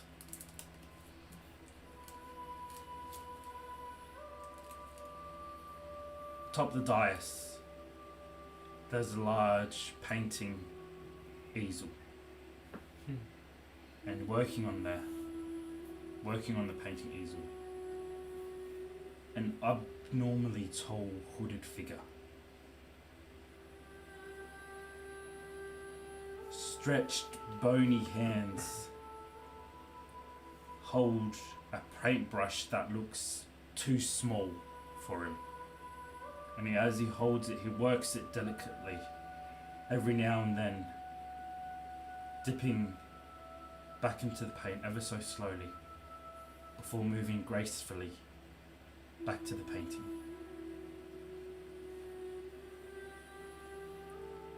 There's a makeshift bed next to him. And on top of the bed, a figure lies there, motionless and still, on his back with his hands folded across his chest. He looks dead.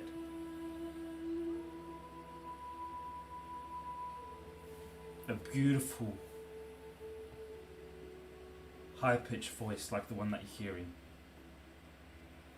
echoes through the room. The source of it, a young boy at the steps of the dais. On either side, he's flanked by another young boy and another young girl. One has a violin in his hand as he plays a sad melody, while the other two sing. A fourth young girl dances a sad, almost storytelling dance.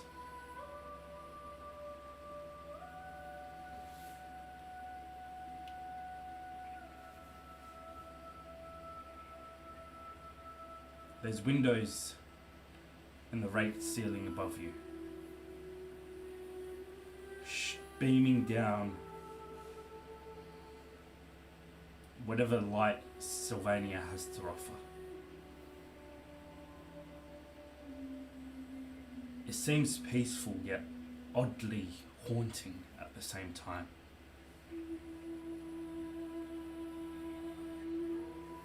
Yourself, Skrillicks and Dante stand just inside of the door, the carpeted floor, or a long rug runs down the middle of it.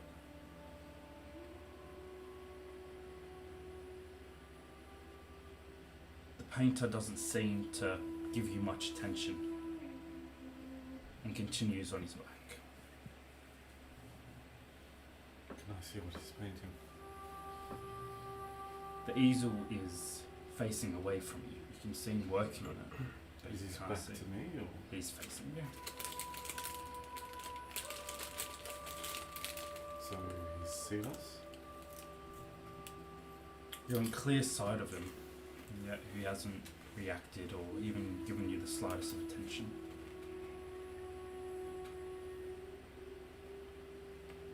Just gonna put my hand on Skrillicks's shoulder. I'm just gonna make eye contact with him, and then I'll take the lead. I'll just You can see Skrillicks holding his breath as he stares at the artist. And as you walk past him, you feel his small claws on the back of your thigh as he grabs one of the straps on you and just lets himself, like a child, just be guided. Your footsteps echo in this haunting room as the dancing girl falls, almost falling, like plunging from heaven like a falling angel, before she gets back up, dark and almost evil. From this distance now, you can see the bodies are a dark bluish grey, translucent almost. And with your knowledge of Fae Fiends and Undead, you realise they're ghosts.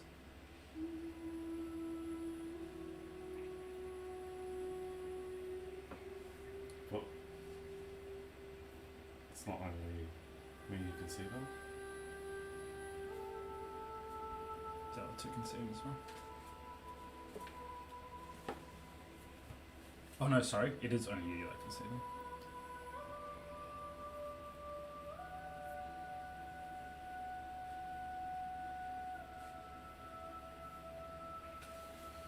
Skrillicks can't see them. No, you He's cannot. dead. No, you cannot.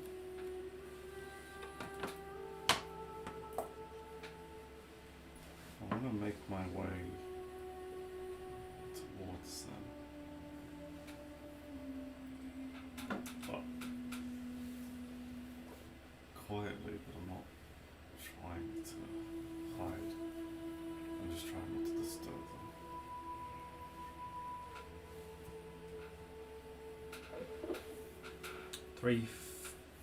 Also, can I ask, is the statue before them or behind them? Behind them at the end of the room, and they're in the centre of this large room. Oh. 3 sets of footsteps echo through the room. And as you're about 5 meters away from them, you feel Skrillix's hand go tight and pull on one of your on the side of your cloak as he stops in place. Turning to look at him, you see both his eyes are locked to the left on one of the walls. And as you trace his eyes, you realise they're locked onto a painting. Covered or uncovered? Uncovered.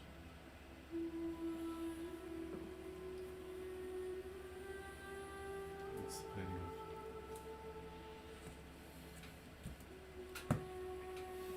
of? As you squint your eyes and focus on the painting that's a fair distance away from you. The room's quite wide. Before the confirmation even comes to your mind, or the comprehension, you hear Skrillicks softly whispering, "That's me. That's Skrillicks." And it's a painting of Skrillicks. It's a portrait of Skrillicks. In his rat form.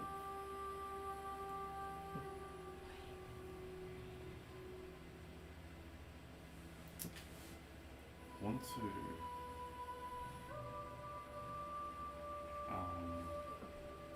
turn sort of slide into my phantom vision and see if I can see anything connecting actual Skrillicks to the portrait of Skrillicks.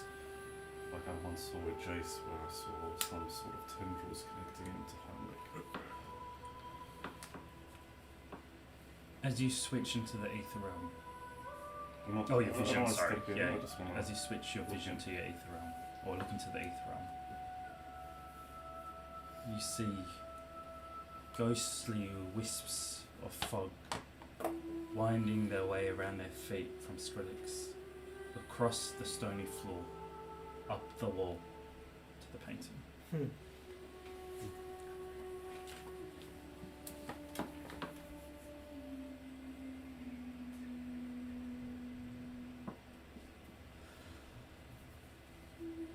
I'm sharing that.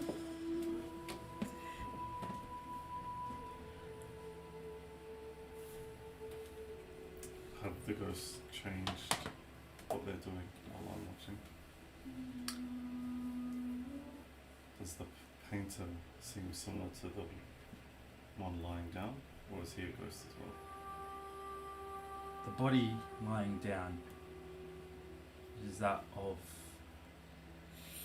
a larger woman. The painter himself, you can't quite see his full face underneath his robes, yet what you do catch of his chin and his mouth is shriveled and decayed, ancient.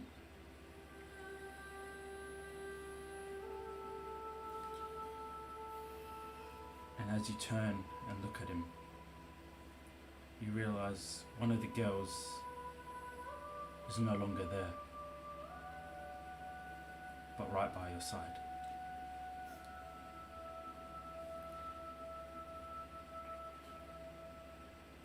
You're the one. Do I recognise her? You recognise her from the canvas. What's her name? What's her name? Rose. Oh, she's Right. Yeah, Annie Rose. What was her first name? Annie. Annie, that's what it was. I didn't We meet again. really think you'd come. Did you want me to come? Of course. Is he here? Is he with you?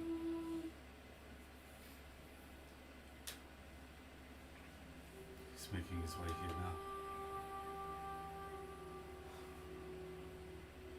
He shouldn't be.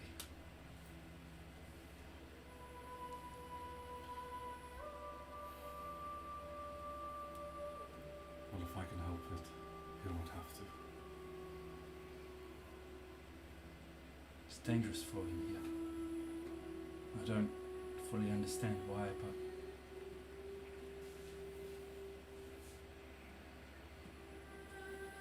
it's dangerous, and I don't want him to see us like this. Was that you dancing? Just before? No, that's Vivi. Always had clumsy feet, but But Mm. then it was your voice I heard. Voice of an angel. I try.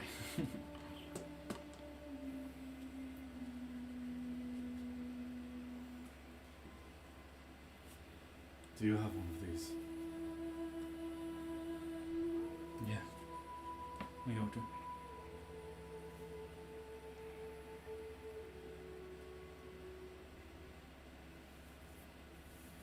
Although it scares me to look at it. It's not like looking into polished metal. It's different.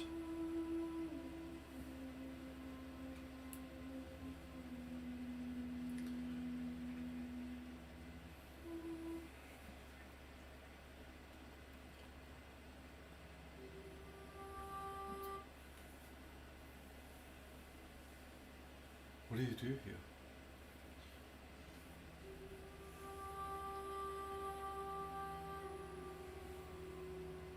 Does he have a use for you?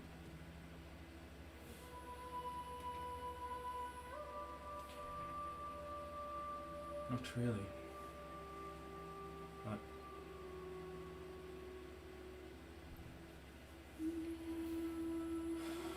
we feel safe in this room. And as long as we don't leave, we're generally alright.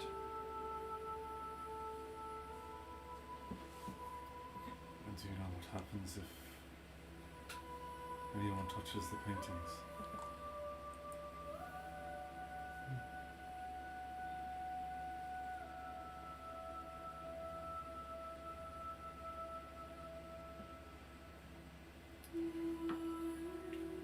You know where Yes.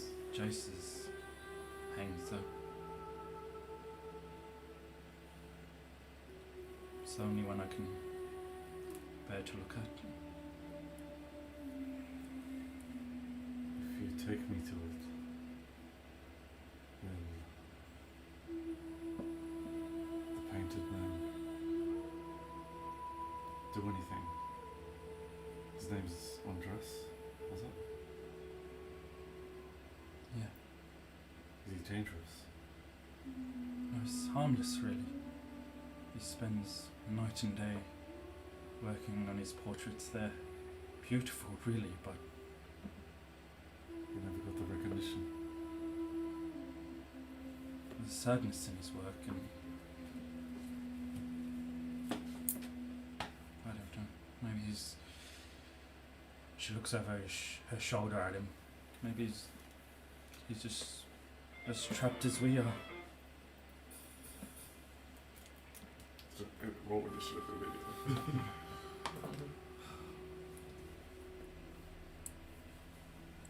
Can you take me to Jayce's portrait? Yeah. It's Well, and first is what Skrillicks doing with his portrait. he's still by your side, just staring at it. Hand still on your cloak, eyes fixed on it. We'll go to that first. Before you do, you hear behind you. Mr. Bjorn? Like, it's creepy in here, but you don't have to talk to yourself and make it worse, you know? Dante, the souls are trapped in this room. Some of them still linger. I'm aware that side, Mr. Bjorn. Like, this is, Just careful where you step. Could be walking through someone. I'll stay right here behind you, and you can just, hello? Tea? Anyone?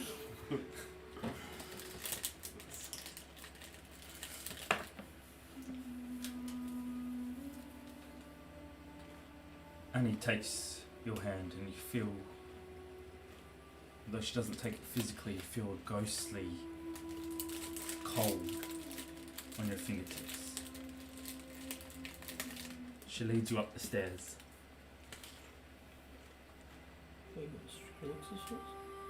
Oh, sorry, did you want to go Skrillicks? I did, yeah. Oh, okay.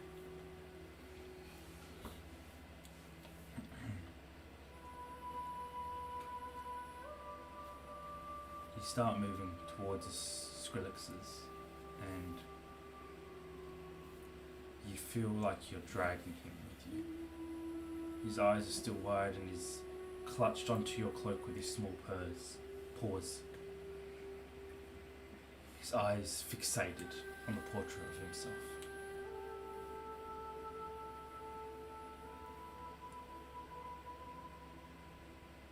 With every step you take towards it, he takes a little shuffle behind you. Almost not able to lock eyes with himself. And eventually, when you're a few meters away, he has his head on the small of your back, and both arms, both paws, clutched tight around your cloak. You're alright. Can you manage this? Is Skrillicks really dead?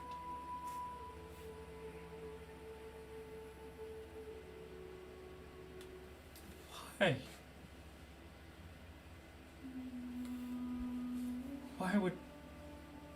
Why would anyone kill Skrillicks? Skrillicks only steals from the dead.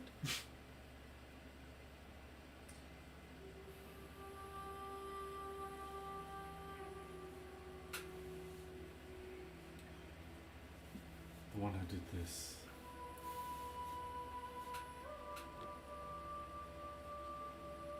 is very evil. And even people who don't care who they hurt.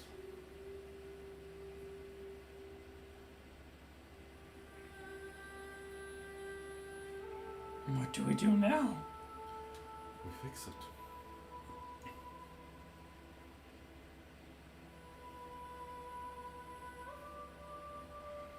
So I need you to be able to manage this. Will it hurt?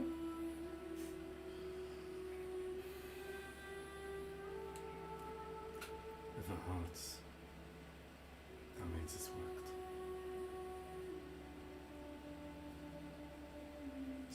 Skrillicks is...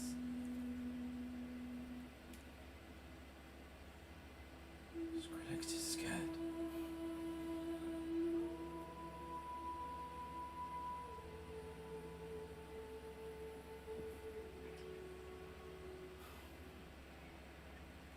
Well, you have every right to be. But I'm here with you. We'll get through it together. He looks up at you. His beady eyes full of fear.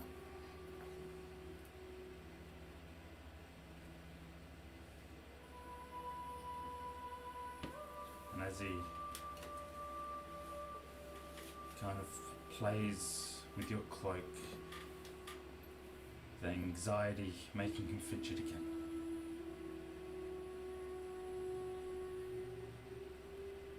Thank you, friend.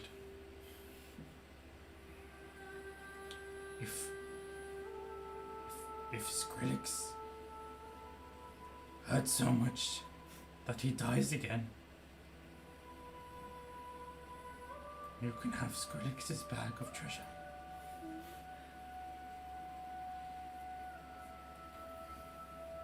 Skrillicks doesn't want to be king anymore. Skrillicks just wants to be alive.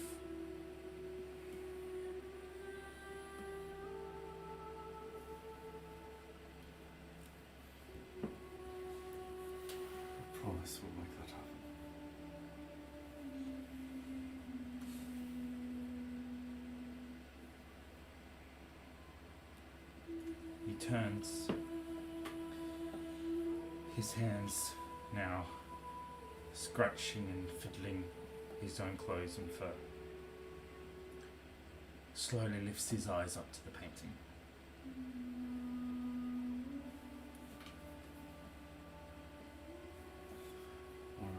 If we're close to it now, I want to do an arcana check or whatever check, but I want to see. Obviously, this is necromancy. And I want to see if I can understand the weaves of this spell enough to know how to reverse it safely. And hopefully understand as well if I do manage to get the soul back into him while he is heavily injured, if that will immediately result in him dying, or if you know, the body recovers as well as the soul. I know it's a lot, but if I can try to figure out as much as I can. Make an investigation check with advantage. Advantage on save if you remember. There is advantage. That was a natural 20.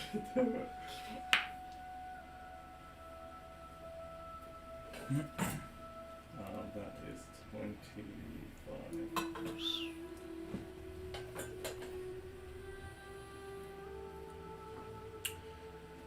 The magic of it is complicated in nature. Not only is it necromancy, but there's the way it's weaved and put together through painting and art to preserve one's soul in this. Seems very complicated.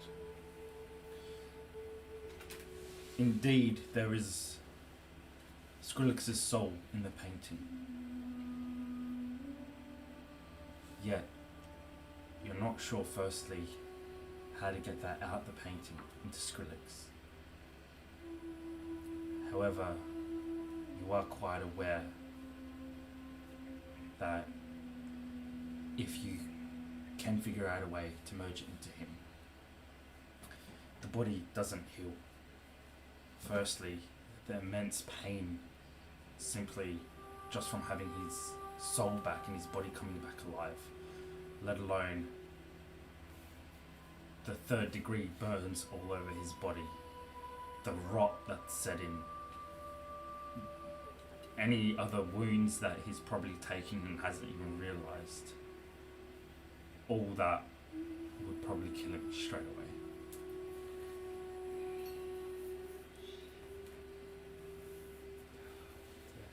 Could be done, but there's going to be a lot of pain and a slim chance, if he's strong enough, that he'll survive it. But now aware that he's dead,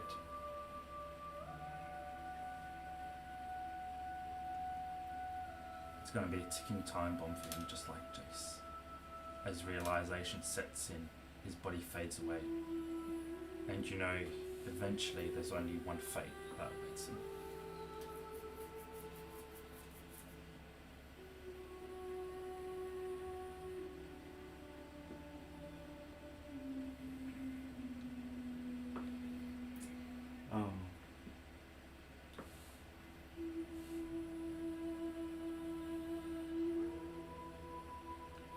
Dante, do you have any healing potions by any chance? I do, Mr. Bjorn. 5. Yeah. Greater healing ones as well. Sometimes I like mix them with my tea. Well, to be honest, Mr. Bjorn, like it's the same thing with like the sugar cubes. Like I put them in my tea. I enjoy it brewed. Are you saying you put a drop of a healing potion in your tea? Mr. Bjorn, depends how spicy I want to get it. You know? Right. Can I have them? All 5? Well, I don't know how much we'll need. Should we save some for Jayce?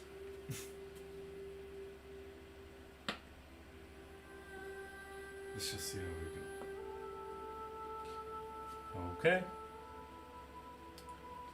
He pulls off his backpack, and as he starts taking out the potions, you hear from the middle of the room a soft, ancient voice, dry and flaky.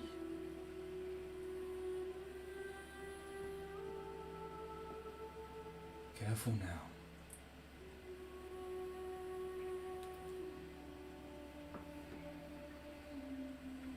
It's a tricky thing, souls. The painter doesn't even face you. Continues painting. As he dips his brush back into one of the oil paints. And slowly moves back to the canvas. The canvas is quite large. These portraits are like full poster size. Yet he's even larger than that, hunching over it. Oh, the paint is larger. Yeah, hunching over the easel as it begins working again.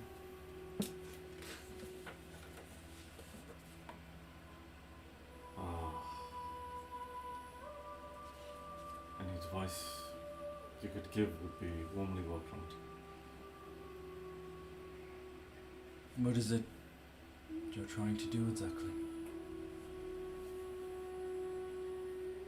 Well, to begin with, turn my friend's soul to him. And then find a way to free everyone else. No one should be trapped like this. And no one has a right to cage the living or the dead.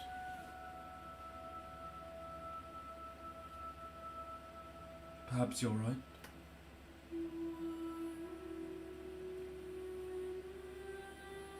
It's not a matter I have much choice in. I am simply told to paint, and I do.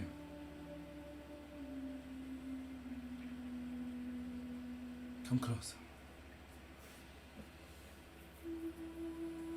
I do. Skrillicks turns around and holds onto your cloak and starts shuffling with you. Just you. Leave your friends behind.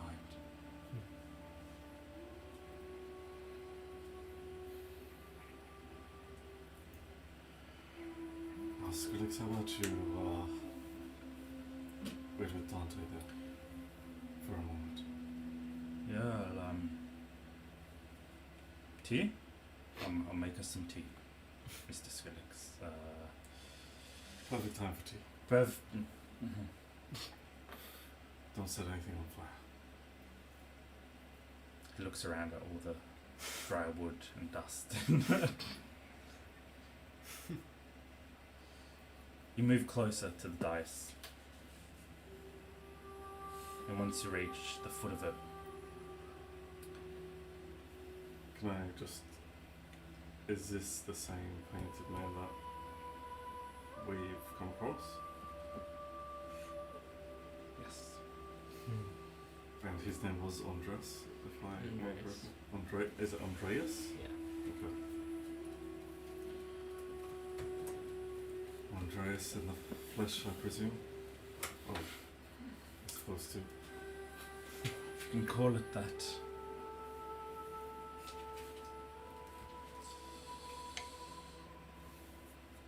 You torched a very dear piece of mine.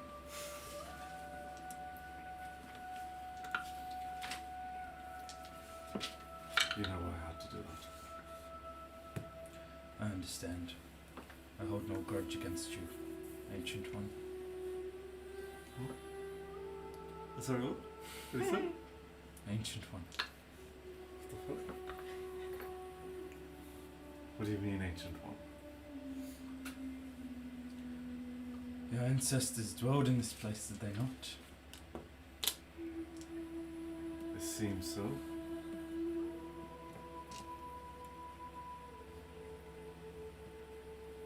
ancient. Perhaps not as ancient as myself, I admit, but you have some history, orphan.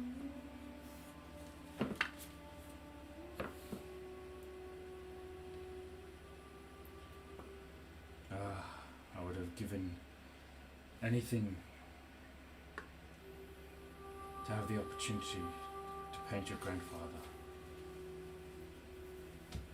I'm Vlad von Karstein. Their features immortalized. Perhaps would have been one of my greatest works. Oh, well, that door back there is magnificent, so you would have had you would have had to top that at least.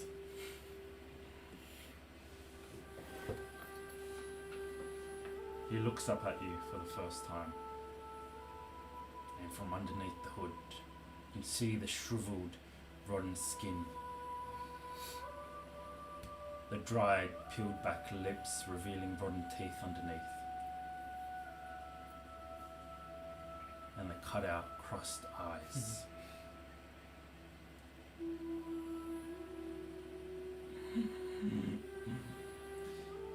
He chuckles a deep, raspy chuckle. Indeed.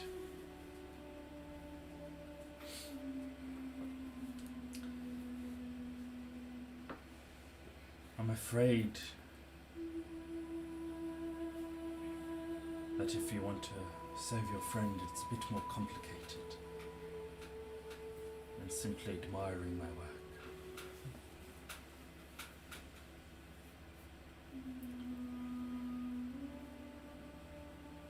And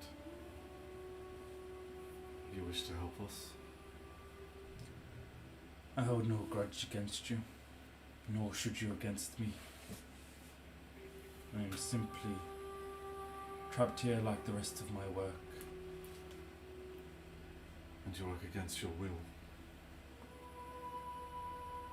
Don't get me wrong, I enjoy my work, yet, yes, it is against my will.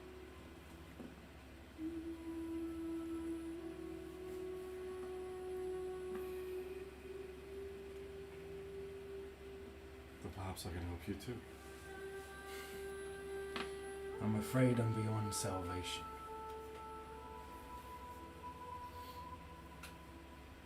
There's no rest for me. Then if all the souls are trapped within your paintings, how is it yourself? How are you trapped yourself? I'm trapped by darker forces that I have no control over. My master, the necromancer, keeps me here to immortalize and trap the souls of those who have not made it to the Gardens of Moor. Why? I do not know. Perhaps for power, for consumption. Maybe just trophies. And if we were to defeat Heinrich? Defeat him.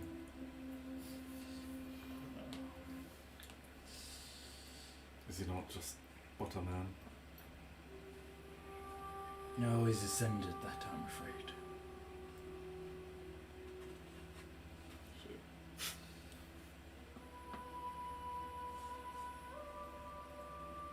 He's far too powerful for you and I combined to take him on. Perhaps even whole armies. Maybe a champion will rise one day. But for now, his reign is supreme in these lands. Be that as it may, he must hold some weakness. And of course, don't we all?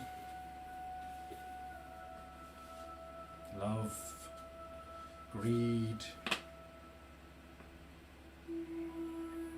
children.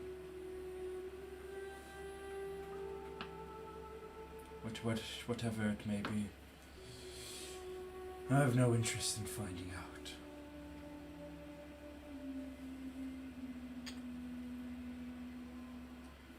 Then how do you propose to help? I know how to release the soul from my work. But the necromantic energies infused in them demands that another soul must be put in its place. It's the only way to release it, I'm afraid. No. There must be another way.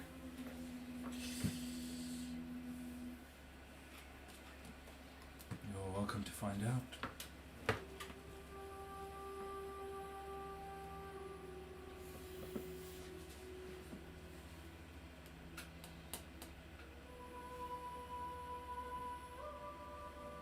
And he tells me you're after 2 portraits.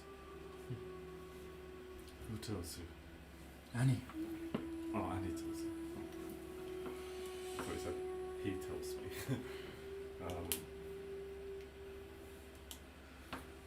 Well, my friend Skrillicks over there. Done a good piece on him. He had a bit more fire back then. Believe me, I took no pleasure in that one. Right. He's a kind creature. How is it that this could happen without his knowledge? He points down with the tip of his brush to the fat lady. Looking over her, he realizes it's the same one from the estate from that night.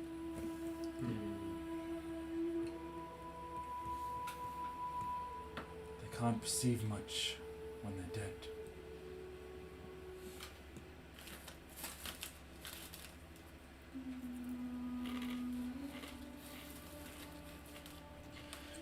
They have a hard choice to make. 2 souls to free. Yet I only see one available in this room. What do you mean? The other I seek is Annie's friend, Jayce. I understand. I said you seek to free 2. Yet I only see 1 soul for you to give up. Dante.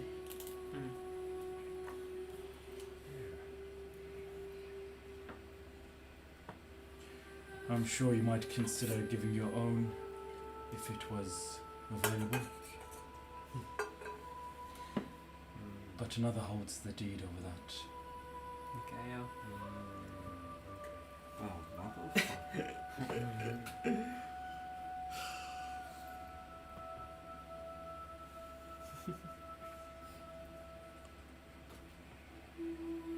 There has to be another way, Andres.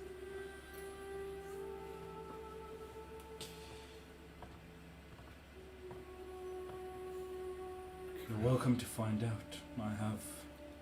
What is the all source of Heinrich's power? What does it matter? The winds of chaos, souls, warpstone.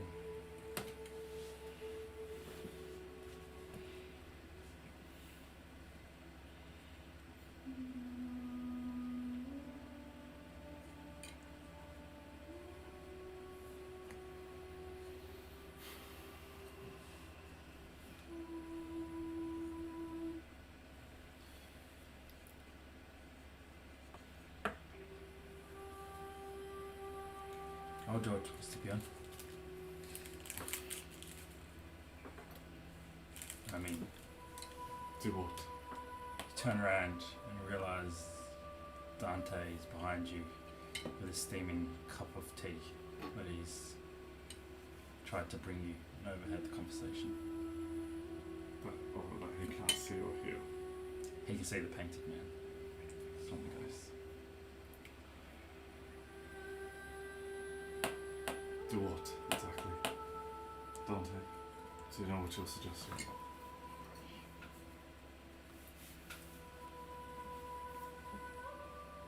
I'd make a good painting. Be that as it may, what would be the point if your soul was trapped? Then your nephew would just return to this castle and try and free you. Doesn't have to know. No. Mr. Bjorn, with all due respect, it's my nephew. And my soul. Who wouldn't want this?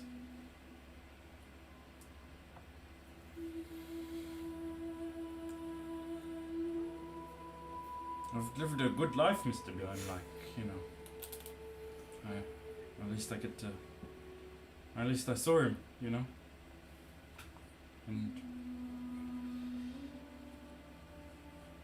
my sister, I know she'll go crazy. If, Jayce doesn't come back to her.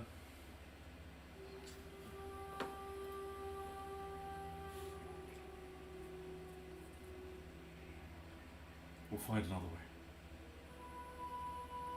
Hyonic's got to be here somewhere. Take him down. Kill him in his sleep if we have to. You think he sleeps? Says the painted man. How do you kill what's already dead?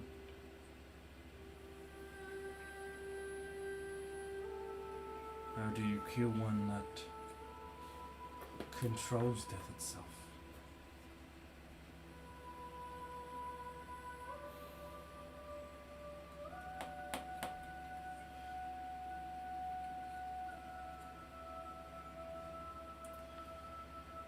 Everything can be ended.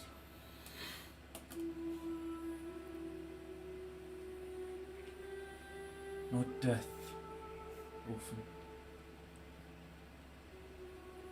Death But is this the is not only a natural timeless death. thing.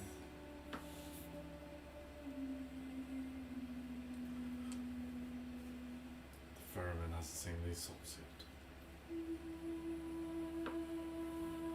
That is true. But they are still dead.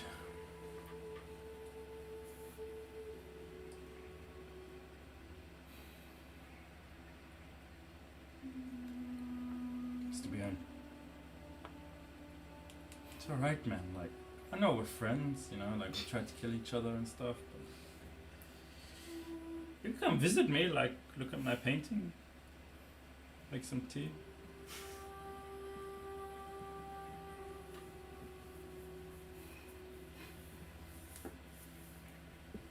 Just stop talking, Dante.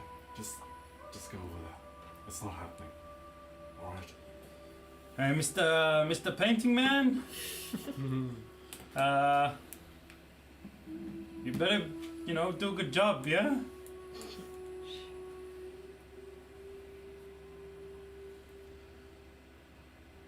Don't listen to him.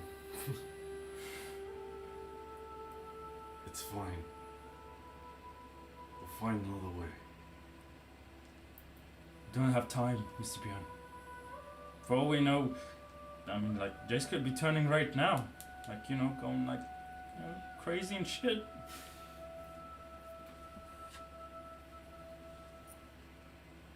This is not the way, Dante. Well, man, I don't want to die, so if you have another solution, I'm all ears, but... Don't stop pacing.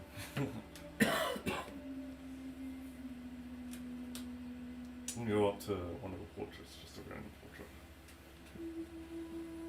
And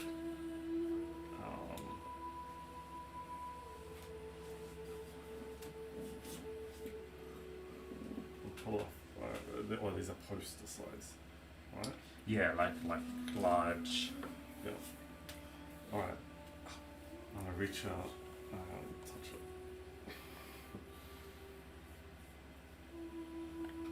Sorry, can I just ask a question? I know I'm not rude. But didn't This is Dante hard, man. sell Yeah. gems to trap the souls in? So are they trapped in gems or are they trapped in paintings? Jayce is trapped in a painting. Okay. But they can be trapped in a gem as Yeah, well. absolutely. Yeah, gotcha. Yeah. You reach out and you feel textured canvas with smooth paint on it. I want to feel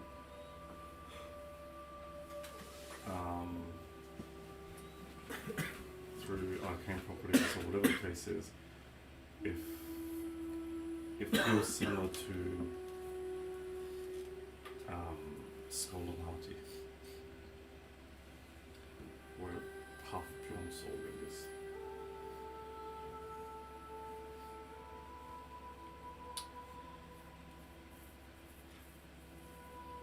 Yes, it does. But there's a different, like a colder feeling to it. It's not. It feels like painful almost. Not for you to touch, but the energy emanating from it is painful. What if we transfer the soul to another object, Andreas? Can it be done? I don't know, just step back towards him and I'll pull the Skull Hearty. I'm just gonna hold it about to her. This is my father's blade. Contains half of my soul. When it is on me, I feel whole. Will not something like this work in the meantime until we find some other solution?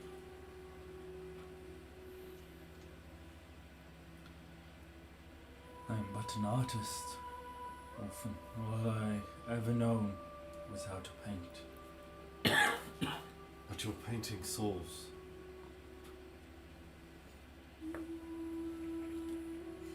The ink and paint you use are the very essence of beings.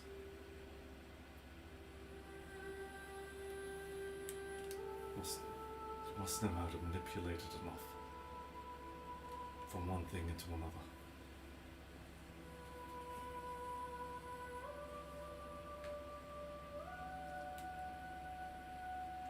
Instead of a painting, paint a cup, a teacup. Transfer the soul into an item that we can carry away.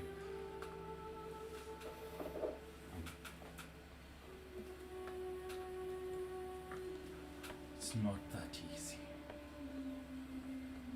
But can it be done? How many paintings are here? Hundreds? 131. Right. Well, that's 131 times you've practiced and mastered your craft. It's time for your work to be recognized, Master Painter.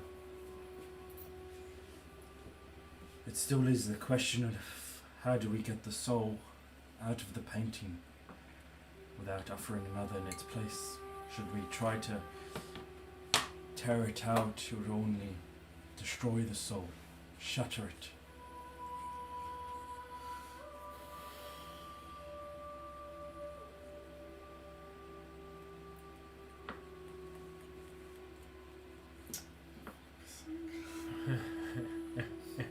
This is fucked.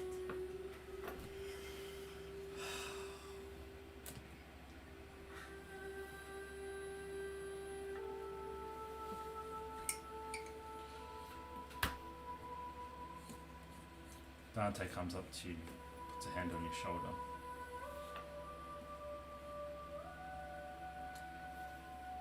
It's alright, Mr. Bjorn. Just promise me you won't tell him. Because if he comes back And Kathy will come here and she'll burn my painting, man. Like, my sister, that bitch crazy, man.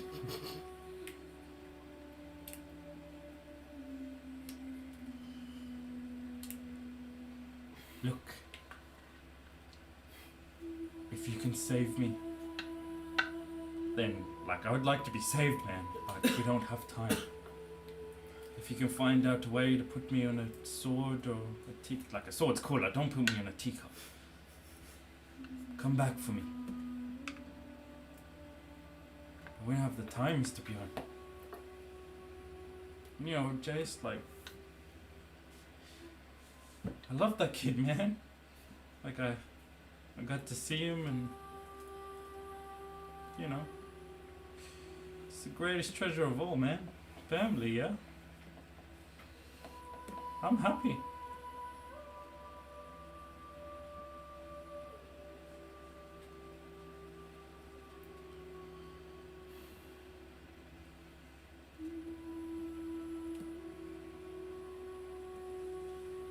Has to be another way.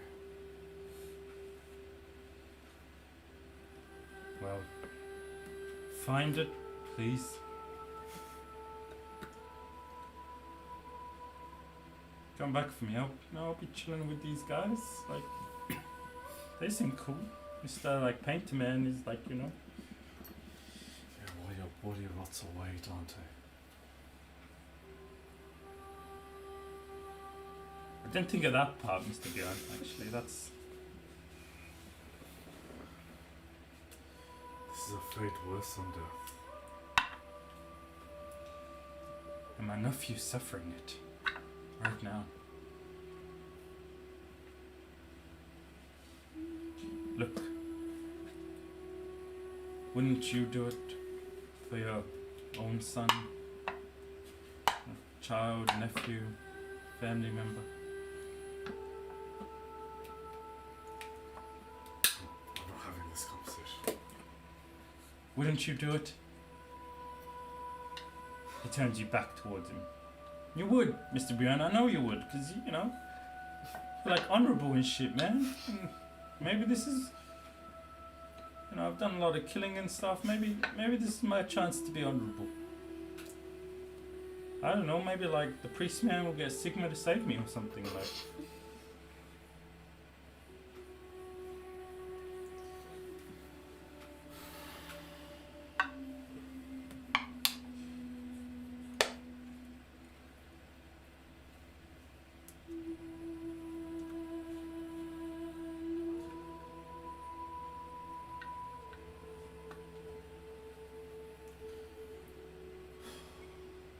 If we go ahead with this, can you put his soul into something we can take with us?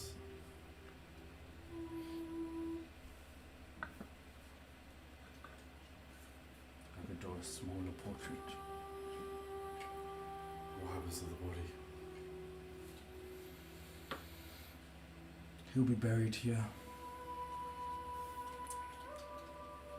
Perhaps the body will find peace if Heimlich doesn't decide to raise it and use it in his armies of corpses. And if the body rots away, there's no coming back.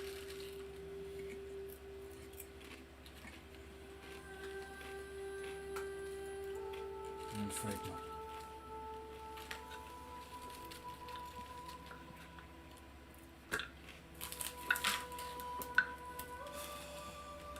I can't accept this, Dante. I'm not asking you, Mr. Bjorn. All I'm asking is that you don't tell him. Like, at least make it sound like I died in a cool way, you know? You Like, can't put me in this position. killed like a dragon or something, or like, you know. No. No, 2 dragons at least, Mr. Bjorn. Like, I gotta, you know. And maybe a goblin. Yeah. Let him remember me as a hero, you know? Like a cool uncle.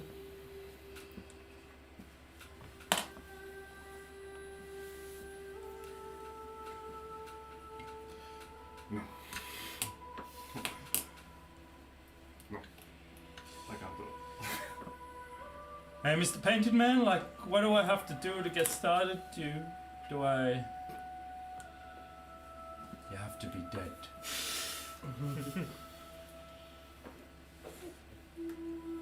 Okay. Like, do you want to do it, or... I guess I'll do it. Just stop, Dante. Just fucking stop, alright? No, Mr. Bjorn. Look, to be honest with you, man. I'm scared here, but you know, like, this is what heroes do, and you know, what better hero than to save his family, Mr. Byrne, and condemn yourself in the process.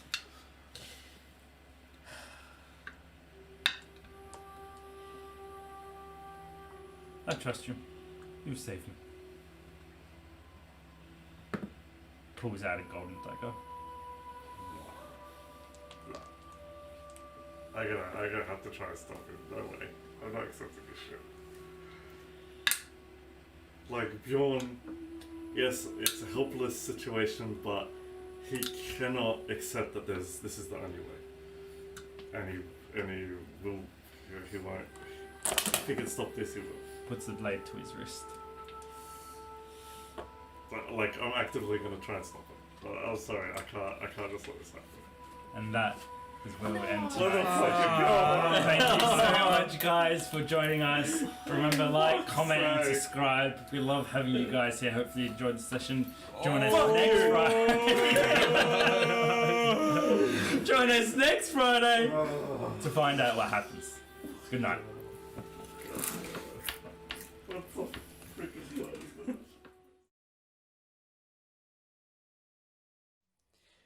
Hey guys, it's Abraham here, aka the DM for Mythic Wyrd. Thanks so much for watching. Remember to like, comment, subscribe. Keep spreading the Mythic Wyrd.